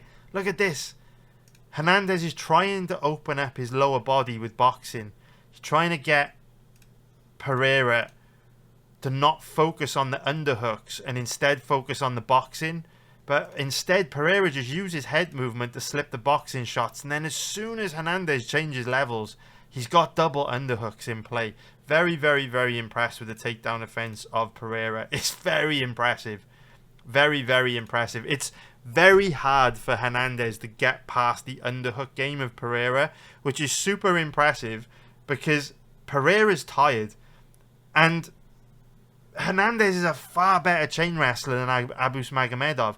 Even here, when Hernandez drives back in on a double leg takedown and he's in very, very deep on Pereira's legs, which means that Pereira doesn't have time to get an underhook. There's just no space in there. Even then, a tired Pereira makes life difficult for Hernandez. And obviously, because he doesn't get to the underhooks, he does get taken down. But very, very late in the round. And up until that point, I think Pereira did a real good job of neutralizing the threat of Hernandez's grappling. So we now go into round 2. And obviously, past round 2, the wheels start to come off Pereira's overall game. But, like I say, when we go and watch Abus Magomedov, I think you'll see Pereira is pretty well equipped to deal with what he's bringing to the table. Like you see here, takedown attempt here from Hernandez. Again, double underhooks in play. Clears his legs. Hernandez is just relentless. Think of that energy bar, right? How much energy is Pereira having to exert in this fight to deal with the relentless takedowns, the relentless forward pressure of Hernandez? His takedown offense is still holding up really nicely. Look at this. Takedown entry, double underhooks. Lovely jubbly. And Hernandez has only got past that once, right at the end of round 1. And that's with a lot of chain wrestling, a lot of forward pressure, a lot of striking as well to set the takedowns up. Hernandez is doing a good job of using his boxing to kind of force Pereira to leave his lower body exposed to the takedown entry. You see again here, nice takedown entry, but he gets that underhook on the right side. Use it to defend the takedown. And this is a very, very tired Michel Pereira. Very tired. So he attacks with a guillotine there. Bit of a mistake because he gives Hernandez an opportunity to scramble into top position, which he does. So Pereira finds himself on the bottom there, but that wasn't from a takedown. That was from attacking with a guillotine. So if we skip ahead a little bit, Hernandez smashing him from top position midway through round 2. And obviously Pereira is exhausted on the bottom, so it's a bad place for him to be. But despite the fact he's exhausted, he still has the energy to scramble into top position and reverse that choke attempt. So, impressive. Very, very impressive. It shows that even when Pereira is tired, he's still got the dog in him and he'll keep going and he'll still fight to the best of his ability. And you've got to think, we are now 8 minutes into this fight. Look at the energy that Pereira has exerted. And he's still hanging in there. He's still defending takedowns. He's still got the will, the energy to scramble back up to his feet. And now we're at the end of round 2. He's starting to fade. He's starting to give up cheap takedowns. Hernandez wore him down. But you've got to extrapolate the energy that he's exerted in this fight and compare it to the energy he's likely to exert in the Abus Magomedov fight. It's just not comparable. It's just not comparable. And so now what we're going to do is flip over to the Abus Magomedov versus Bruno Pereira fight. And remember, just visualize that energy bar in your mind. We've just seen Pereira exert an ungodly amount of energy.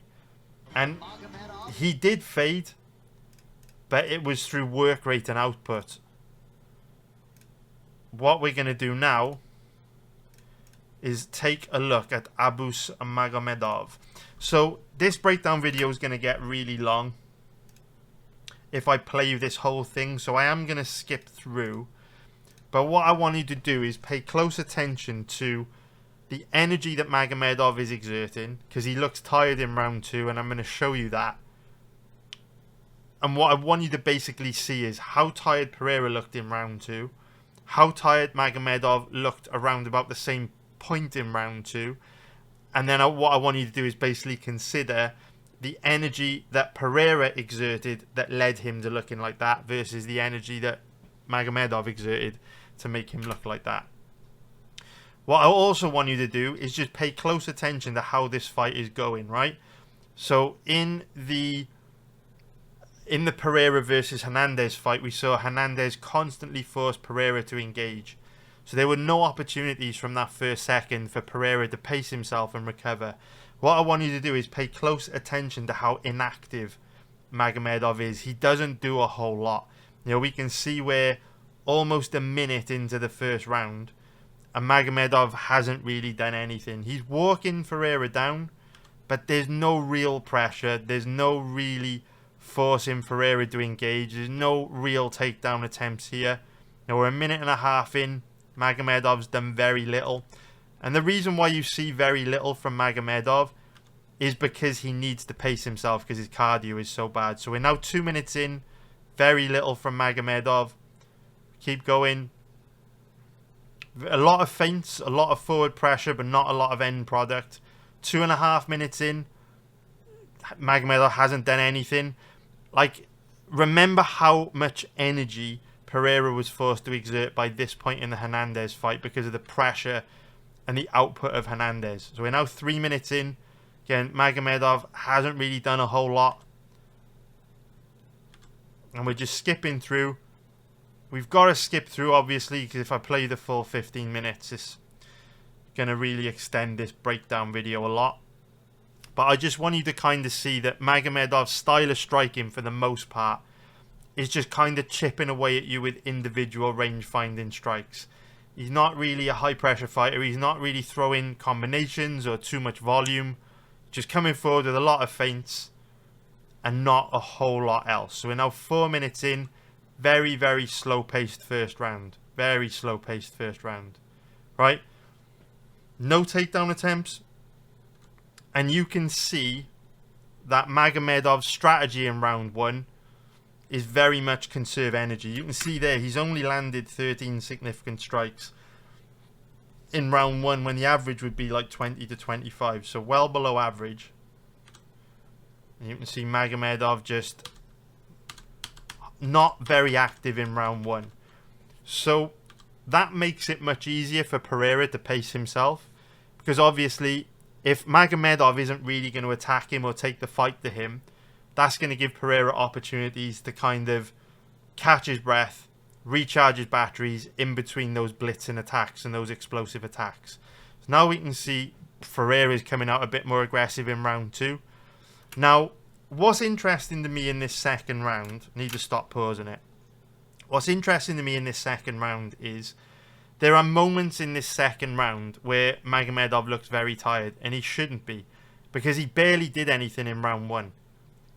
You know, Magomedov's output was very, very low. He shouldn't be looking tired. He shouldn't be looking sloppy in this second round. Yet at times he is. And we saw him gas against Baralho. We saw him gas against Strickland. He didn't gas like crazy in this fight, but are you surprised? Remember, energy bars. How much energy did Magomedov use in that first round relative to how much energy Pereira used in the first round against Anthony Hernandez, right? So we're seeing more output from these two now. They've both started the first round slow to pace themselves, and they're engaging a little bit more. But I think it's fair to say, based on the footage that we've seen, if the fight stays standing, Michel Pereira is probably going to have a pretty big advantage based on what we've seen. Magomedov looks like a pretty basic striker to me. He just throws singular strikes. One big hook, one big kick. No combinations, not a whole lot of volume. Just heavy singular shots. Whereas Pereira, far more dynamic striker. Pereira is one of those guys that throws a nice diverse range of strikes. He's difficult to read. So anyway, Magomedov shoots the double leg there. Pereira gives it up. Magomedov gets to the back and gets overly aggressive on a back take. Pereira shrugs him off, pops back up to his feet. So this is where we start to see signs of Magomedov look tired. So we are about 8 minutes into the fight, 7.5, 8 minutes into the fight. And obviously, Magomedov hasn't really exerted very much energy in this fight at all. But just take a look at his body language for the remainder of this round. Pay attention to his facial expressions, his breathing patterns, his movement. You can already see here as the camera pans around that his mouth is now wide open. If we go back to here, beginning of the round, right? Look at his stance. So as the camera pans around, take a look at the difference between his face here, how well he's moving, his footwork, his movement, and compare that to how he looks here. In terms of his facial expressions, his movement, his footwork. Look how much sloppier he looks now. He's this tired after one grappling exchange. One grappling exchange. Look at how many grappling exchanges Michel Pereira had to engage in with Anthony Hernandez in that fight. And compare how tired Pereira looked to Magomedov. Magomedov looks this tired after one grappling position that literally lasted. It's 3 minutes 17 seconds here. The grappling exchange literally lasted 1 minute. So watch Magomedov in the remainder of this round and look how tired he looks. Think about energy bars. How tired was Pereira looking at this stage in the fight versus Magomedov, but how much more energy had Pereira been forced to exert compared to Magomedov? And just look at the sloppiness.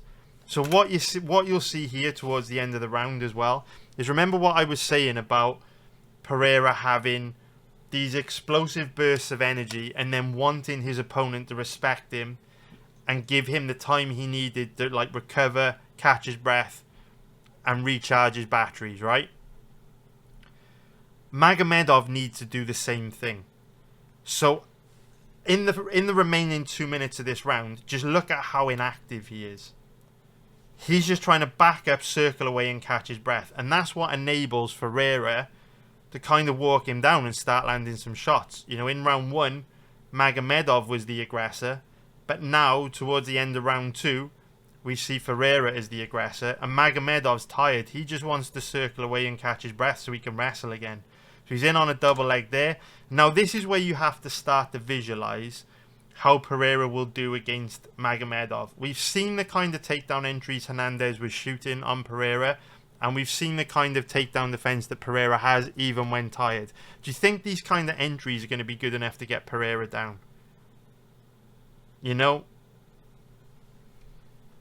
I would say not. Or it's not impossible, but it's not particularly likely. And if we're trying to bet on most likely outcomes, for me, you know, look how tired this guy is. Mouth open wide, arms down low, arms looking heavy and slow and tired.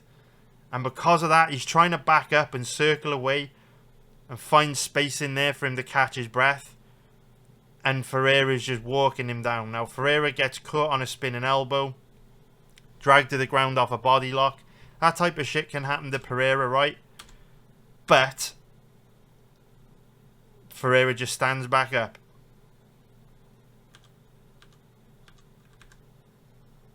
For me, anyone with semi-decent takedown defense is going to give this guy major problems. Because for me, he's exhausted here. And he's a bit of a weight bully. He's a lot bigger than Bruno Pereira. And so he's just using his size to kind of big brother Pereira on the ground. Like, if we look at the size difference between these two. Pereira 6'1" with a 73-inch reach. Magomedov 6'2" with a 78-inch reach. Not a massive difference in size. If you take a look at Pereira, he's 5'10" with a 72-inch reach. So there's a big difference between 6'1" versus 6'2", and 6'2" versus 5'10". So if we skip through then into round 3.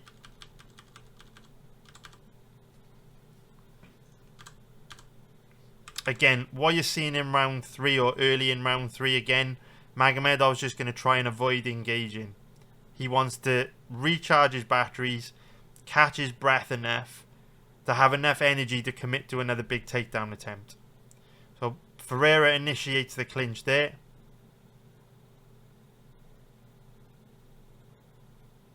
And you look how sloppy he is in these positions. Like, he could step in on Pereira like that, chin up high and exposed, and just get knocked out. Very, very bad. And you can see we're almost a minute in, and he's just again, low volume.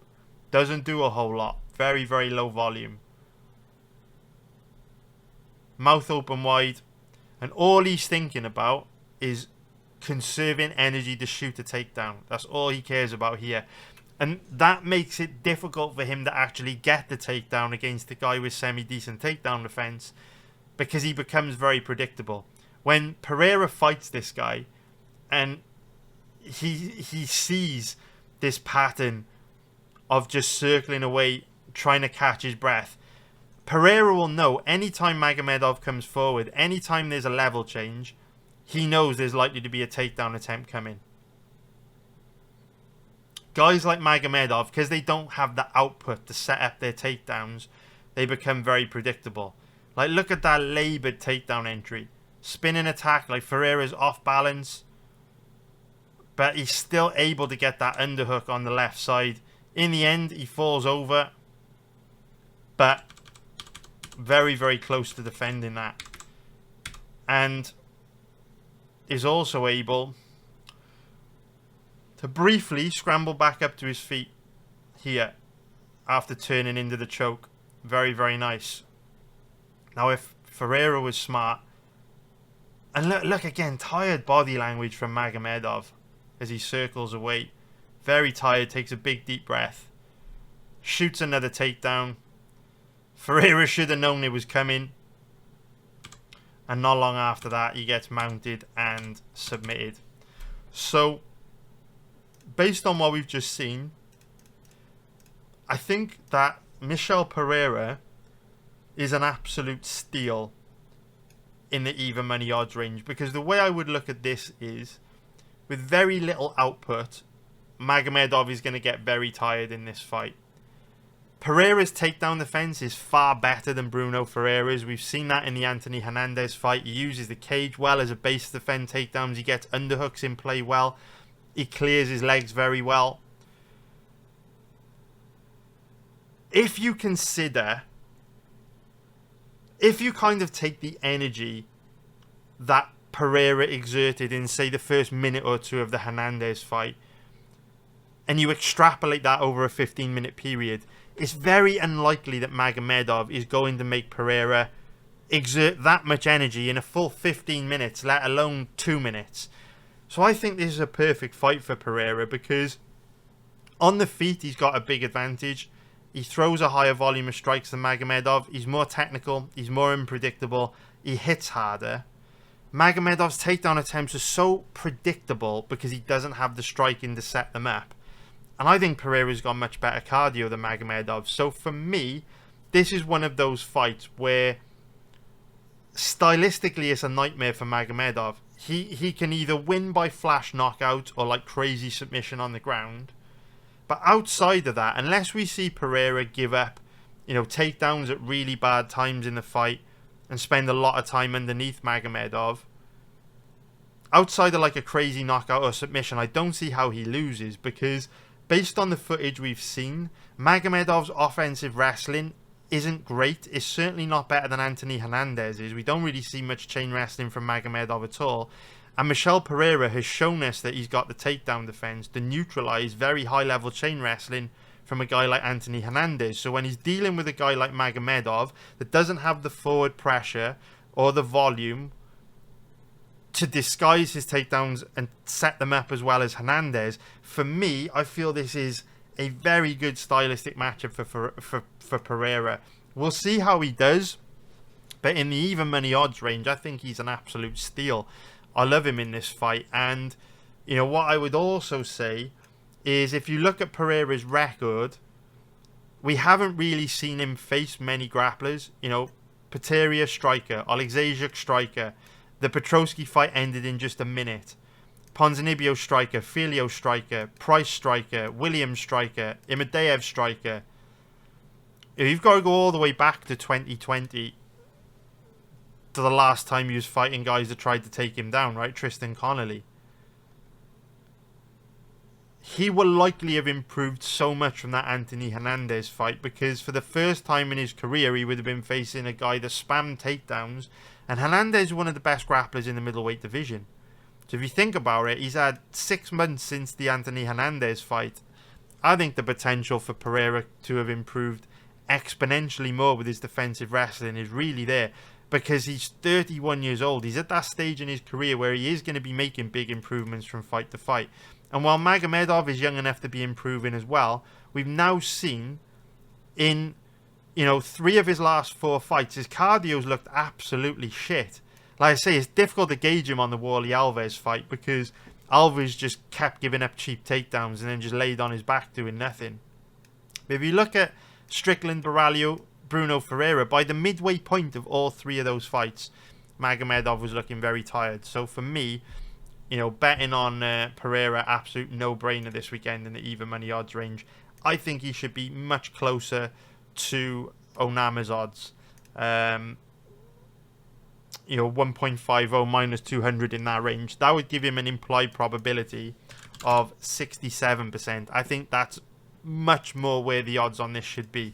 When we look at an implied probability of 57%, that's very generous. Very, very generous in my opinion. Even earlier on in the week, 61%. I think you've got to give Pereira a better than 60% chance of winning this. So I do like Pereira a lot in this fight this weekend. In terms of the over-under, it's difficult to say, man. Personally, I would lean on this fight not go into a decision. I would lean more towards the under, because the way I would look at it is, with this fight being based on cardio, I think that it's unlikely that both guys will have a gas tank hold up well enough for this fight to go to a decision. I think at some point it will reach a point where one of these guys is too tired to defend themselves, either Magomedov on the feet or Pereira on the ground. And when that happens, I think the other dude will be able to get the finish. Either Magomedov will big brother Pereira on the ground and submit him, or Pereira will turn Magomedov into a panic wrestler and stop him on the feet with strikes in a similar way to what we saw Sean Strickland do. So if we then take a look at the props, I do like Pereira to win by knockout or TKO quite a lot. I think it is very likely that his takedown defense holds up well enough to tire Magomedov out, and then Magomedov becomes a bit of a sitting duck on the feet. But I don't like the odds on Pereira to win by knockout or TKO. 2.75 plus 175. For me, they're a bit short, so I would give that a miss if I were you. So I hope you found that breakdown useful. It is now time for us to move on to the next fight. Another fight that I'm going to be betting. The odds have declined a little bit on this one from when I locked the bet in. But this is a fight where I just think Randy Brown is very, very likely to win. So if you refresh this and get the latest odds, we can see that Randy Brown is currently around an average of 1.42, which is going to be minus 238 for an implied probability of 70%. And if we take a look at the odds on Dalby, he's around an average of 2.95, which is going to be plus 195 for an implied probability of 34%. So Randy Brown is 34 years old, 6'3" with a 78-inch reach, and Nicolas Dalby is 40 years old, 5'11" with a 74.5-inch reach. So a big part of my reason for betting Randy Brown this week is that he has two massive trends in his favour. The first trend being age.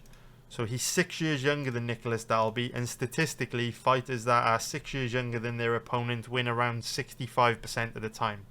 Obviously, that's not enough to just bet a fighter. You can't just blind bet based on a statistic like that, but it starts to build a case for favouring Brown in this fight and betting him.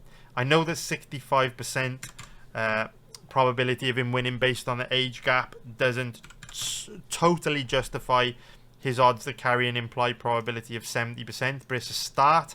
And I did actually bet Brown, sometime last week at an implied probability of 68%. These are the odds that I got on him. If you got Brown at 1.50, even before you consider all the other advantages in this fight that he has, you're breaking even in my opinion in terms of value in that implied probability. Now, when we talk about age statistics, they're obviously an average, right? So the statistic that the younger fighter wins around 65% of the time when there's a 6-year age gap in a fight, that includes a very broad spectrum of ages fighting one another, right? 30-year-olds fighting 24-year-olds, 36-year-olds fighting 30-year-olds, 32-year-olds fighting 26-year-olds, right? It's an average. What we know these age statistics mean is that this is a young man's game. And the older that you get in your career, the more you're going to decline and the harder it's going to be to compete against these younger guys. So even though we know statistically the younger fighter wins around 65% of the time when there's a 6-year age gap in a fight, we know that if you measured the percentage of the time that 40-year-olds beat 34-year-olds, it would be very, very, very much lower than 35% of the time, right? What I'm trying to say is, if you just had a statistic for how often 34-year-olds beat 40-year-olds in the UFC, I would imagine the statistic is in the mid 70% range or above. And so this is where you start to get into just betting on strong trends when the odds make sense to do so. So if you look at Randy Brown's current odds, 1.42 minus 238, they have an implied probability of about 70%. Don't have the data, but if I did have the data, I'm almost certain that younger guys would beat older guys more than 70% of the time when there's a 6-year age gap in a fight. 34-year-olds would beat 40-year-olds more than 70%. I'm very, very confident of that.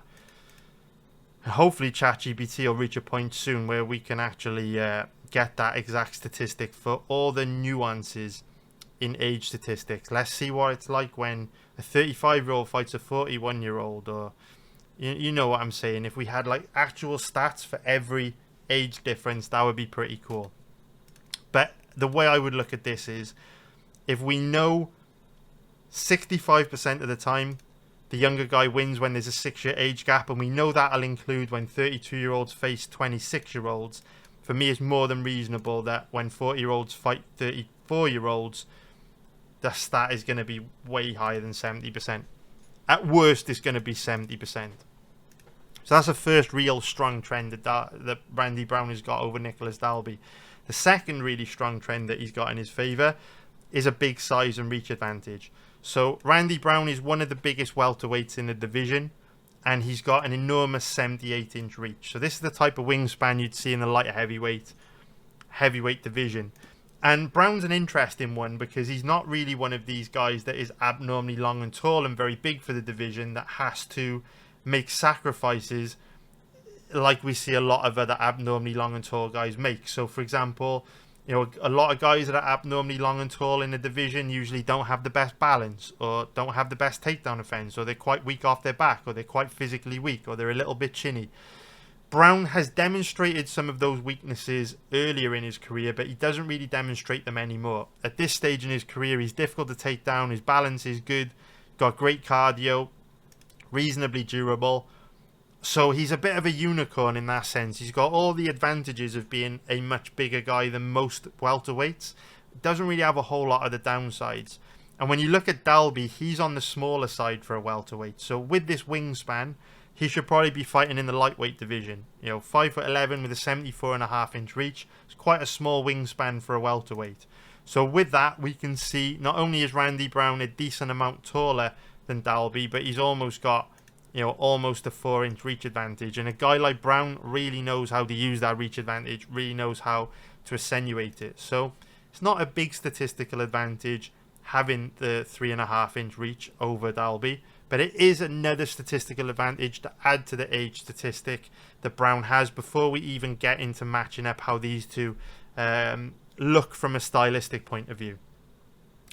So when it comes to fights like this, I'm always asking myself, if there's a fighter that I want to bet, what realistic ways can he lose? Now, you can always get crazy disqualifications, flash knockouts, crazy submissions, bad fight IQ, or fighters showing up looking a lot worse than they usually do or a lot better.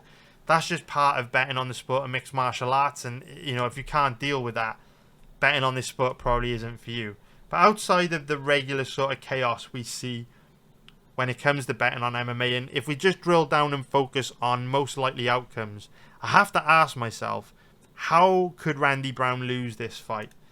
So if we consider how they both match up stylistically, it's very unlikely that Nicolas Dalby would be able to use a grappling heavy game plan to beat Randy Brown. Brown is difficult to take down. Brown is difficult to hold down. He's got decent submission defense. And Dalby's not a particularly good offensive wrestler. In actual fact, Dalby himself has pretty bad takedown defense and is weak off his back.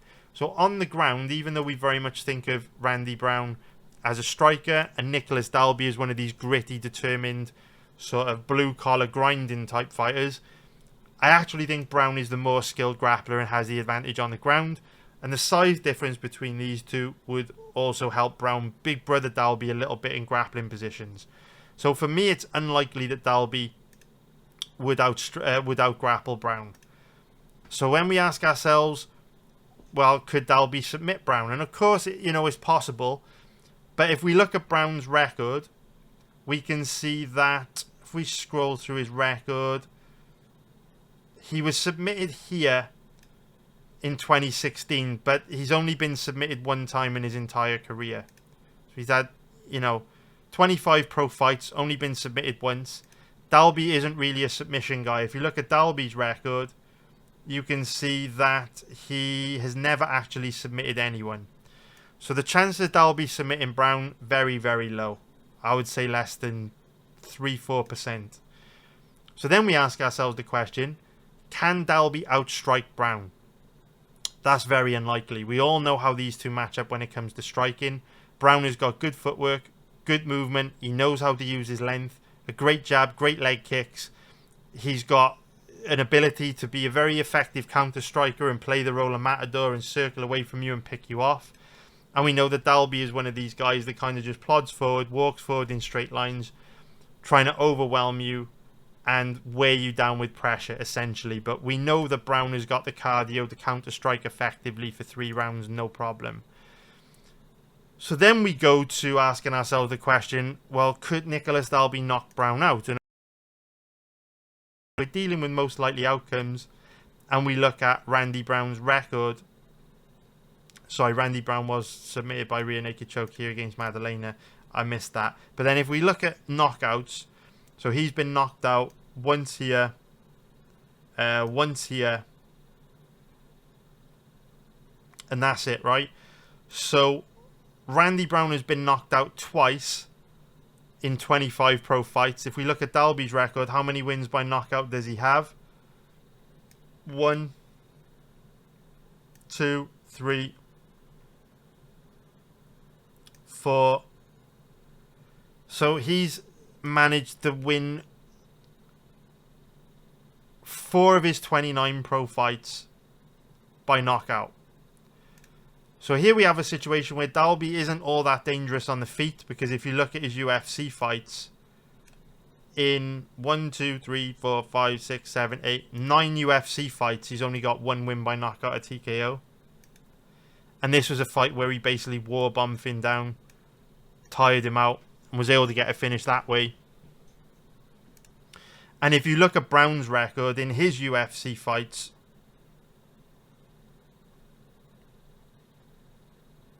going way back, he's only been knocked out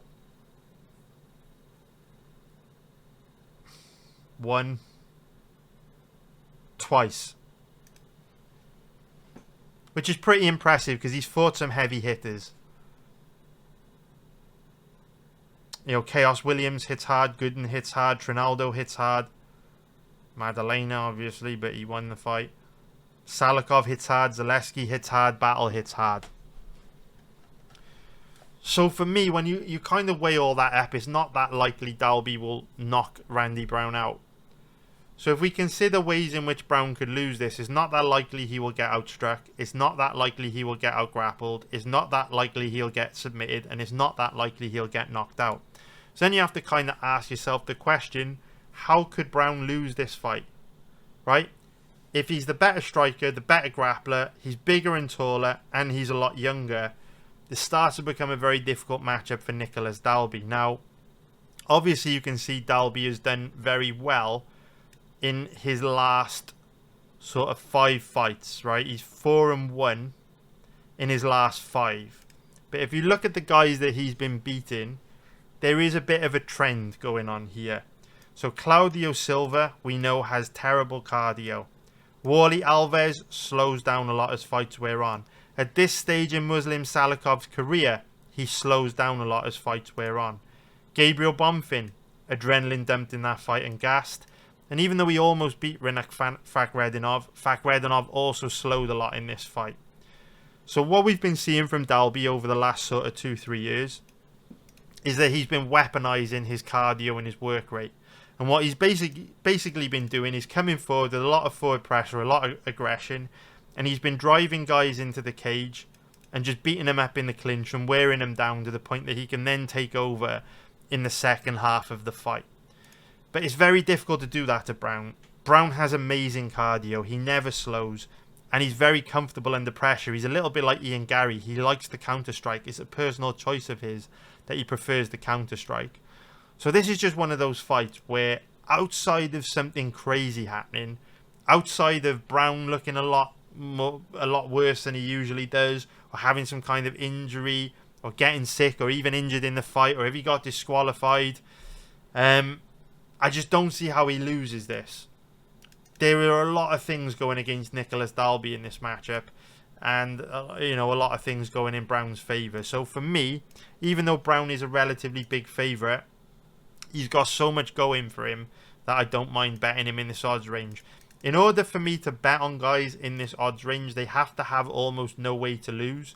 And so when I kind of map this fight out in my head and consider all of Dalby's path to victory, I do think it's fair to say he does have almost no way to win this fight outside of like the chaos and the unpredictability and the carnage of just betting on mixed martial arts in general.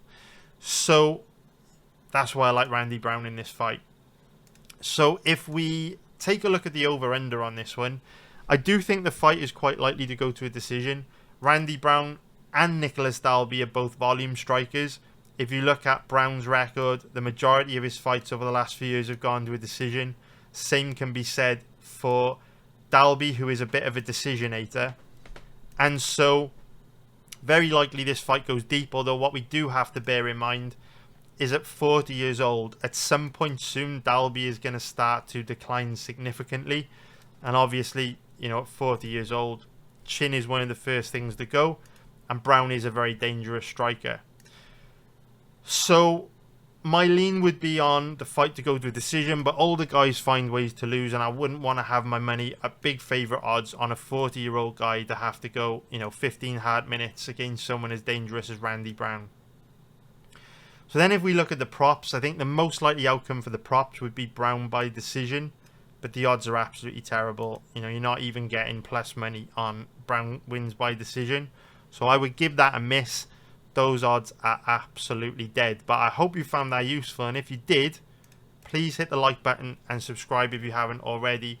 It would help me a lot to grow this channel, to pump this video out to more people, to help me grow my audience. It would mean a lot if you could do that for me. I would really, really appreciate it.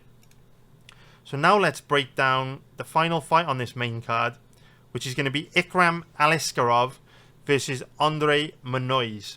So if we start off by taking a look at the odds on this one, we can see that Aliskerov is the favourite at average odds of about say like 1.16, which is going to be minus 625 for an implied probability of 86%. And if we take a look at the odds on his opponent, Andre Muniz, he's around an average of, call it 5.50, which is going to be plus 450 for an implied probability of 18%. So Andre Muniz is 35 years old, 6'1", with a 78-inch reach.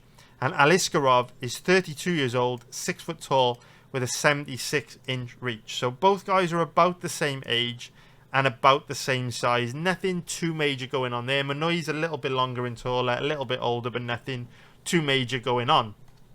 So when it comes to Ikram Aliskerov, it is kind of difficult to know what to expect from him this weekend, because we haven't seen a whole lot of him over the last few years. So he's only 32 years old, so he is at that stage in his career where he should be making big improvements from fight to fight. You can also just about make out the American Top Team badge on his right shorts here, and the American Top Team logo on the wall in the background. We know that American Top Team is the best MMA gym in the world, and fighters that go to American Top Team obviously improve a lot, or often improve a lot in a short space of time. So if you look at Aliskerov's record, we can see that we haven't really seen much of him since 2022 when he fought Nashon Burrell. So his last 4 fights have all ended very quickly. So we don't really know where he's at in 2025. We don't know what he's capable of. He could have improved a lot since this Nashon Burrell fight. Now, what I will say, I'm not going to extend the length of this breakdown video and play you the Nashon Burrell fight, because I'm not going to be betting this matchup. So I just would see it as a bit of a waste of time. But what I will say is you can watch this fight online. You just do a Google search for it. You'll be able to find it. It's on Facebook. Aliskerov doesn't look good at all. No physicality to his wrestling. He flops to his back a few times, loses position in grappling positions, and his striking looks very sloppy. So since then, he's obviously come out, won 3 of his last 4. You know, he's managed to rack up 3 pretty quick finishes in 3 of his 4 UFC fights, but they don't really tell us a whole lot about him. In the Nashon Burrell fight, his cardio looked alright, to be fair, but his grappling was a bit sloppy and lacked physicality. Now, obviously, if he's been training at American Top Team for 2 to 3 years, he can improve by thousands of percent since 2022 against Burrell. But for me personally, there is no way that I would bet Aliskerov in this odds range after watching the Nashon Burrell fight. He just doesn't look very good. You've got to consider the implied probability, right? The implied probability of odds of 1.16 minus 625 hits you with an implied probability of 86%. So to get a margin over the bookie, you've got to be giving Aliskerov like a 90% chance of winning this fight. You've got to be basically agreeing that Aliskerov has virtually no way to lose this fight. And ultimately, even though Muniz is very bad, he's still a dangerous submission grappler. He's managed to snatch submissions against guys like Eric Anders, even Jacare, Bartosz Fabinski. And look, at the end of the day, even though Jacare was old when they fought, if you're good enough to submit Jacare, you're good enough to submit a lot of guys. So this is one of those fights where I don't think it fits into the category of Aliskerov having virtually no way to lose.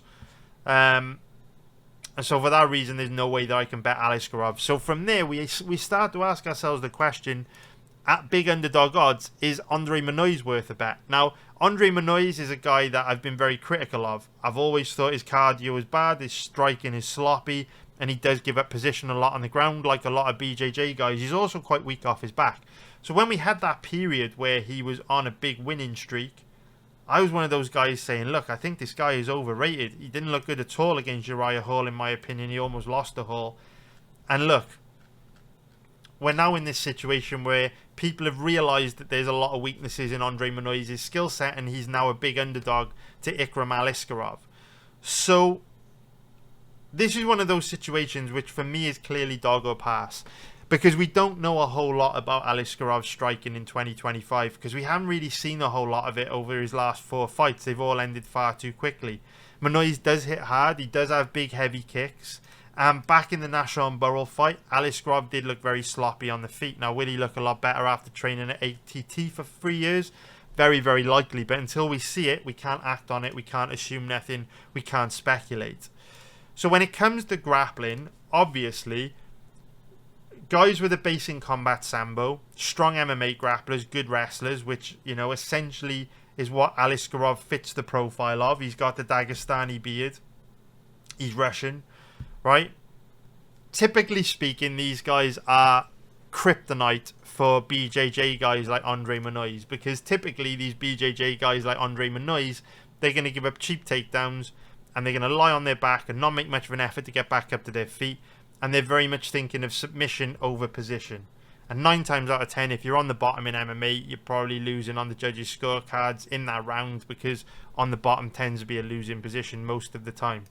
So Aliskerov, coming from that combat sambo background, he's going to be much more positionally aware. He's going to favour position over submission, and he's likely going to be the one on top of Manoiz for the most part in grappling positions, which favour Aliskerov winning rounds in this fight. So you've got to favour the combat sambo guy in a matchup like this, especially because Aliskerov's cardio looked alright in the Nashon Burrell fight, even though his grappling didn't look all that good. But I would imagine training at ATT for 2-3 years, he will have tightened up that grappling a fair bit. So this is one of those fights where I've seen enough weaknesses in Aliskerov 3 years ago for me to not want to bet him at big favourite odds. But I haven't seen enough from Manoiz to make me want to roll the dice on him as a big underdog, because these BJJ guys typically just get taken down and beaten up from top position when they run into these combat sambo guys like Aliskerov. The uncertainty surrounding this fight is that Aliskerov didn't look very good the last time we got a good look at him in 2022. And if he shows up and looks like that, which I don't think he will, I think he will have improved a lot at ATT. But if he hasn't improved and he does show up looking like he did against Nashon Burrell, I actually think Manoiz can cause him some problems on the ground. You know, maybe trap him in some nasty submissions, maybe make this fight a lot closer than the odds suggest, maybe even submit him with something funky off his back. So this fight is a pass from me, but it goes without saying, if you do want to bet this fight, be smart, let the odds do the work for you. This is clearly dog or pass. Very little upside. In fact, there's no upside in betting Aliskerov. If you want to bet this fight to make watching him more interesting, you have to take Manoiz. If you bet $100 on Manoiz, you can win $450 profit. If you bet $100 on Aliskerov, you can make $15, $16 profit. You're barely even enough to buy a fucking Burger King Whopper these days. So what's the fucking point? Don't put your $100 in danger. Now, in terms of the over-under on this one, the over 1.5 rounds is very tempting at odds of 1.80 minus 125, because even though when we look at Manoiz's record, he does have a lot of first round finishes, a lot of fights end very quick. When he faces a decent level of opponent, he quite often goes to a decision or deep.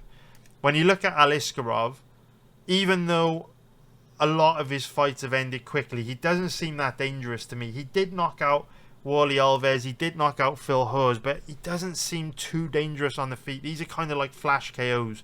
For me, Aliskerov looks like way more of a volume striker. And so if these two start to grapple, I think they're both reasonably skilled to neutralise each other for a while. So I actually think over 1.5 rounds is quite likely to hit. I am tempted by that. Very risky, because obviously, for all we know, Aliskerov could be a hell of a lot better than he looked back in 2022. But if you want to bet the over-under on this fight, I would certainly lean more towards the over 1.5 rounds. I would not bet the under 1.5 rounds on this, just because I think they're both probably reasonably good defensively, reasonably capable of hanging in there for a while with one another. Now, most likely outcome, I would say, is going to be Aliskerov by decision. And at 7.0 plus 600, I actually think that's a very good prop. I think a lot of wiki capping has gone into these odds. I think a lot of people are looking at, you know, the amount of finishes Munoz has got, the amount of finishes Aliskerov has got, and they're not really factoring in the styles make fights. And if these two get into a grappling match, they're probably skilled enough to kind of cancel each other out and creep along to a decision. That's how I would see this. If you look at the odds on Aliskerov by decision, 7.0 plus 600, that's an implied probability of just 14%. I'd actually cap this into the 30 to 40% range, which means there's a very nice margin of value there, and I will very likely be betting this myself this weekend. So thank you very much for watching. I really appreciate it. And yeah, check me out on Twitter, check out my website. Consider joining the live betting group. If you watch every UFC event live, it's an absolute no-brainer. And if you get a lot of value out of these videos, if they help you make better betting decisions, maybe even help you in some extra cash, please hit the like button and subscribe if you haven't already. The growth is so slow on YouTube. There's so many people that do these breakdown videos, and most people don't like the long-form content. So it's a slow road to growth. You'll be helping me out a lot. So thank you very much for watching. Take care. Have a great weekend. I hope you crush it. I hope you make loads of money. And I will see you guys on next week's breakdown video, Sandhagen versus Figueiredo. Take care, everyone. Love you all. Bye.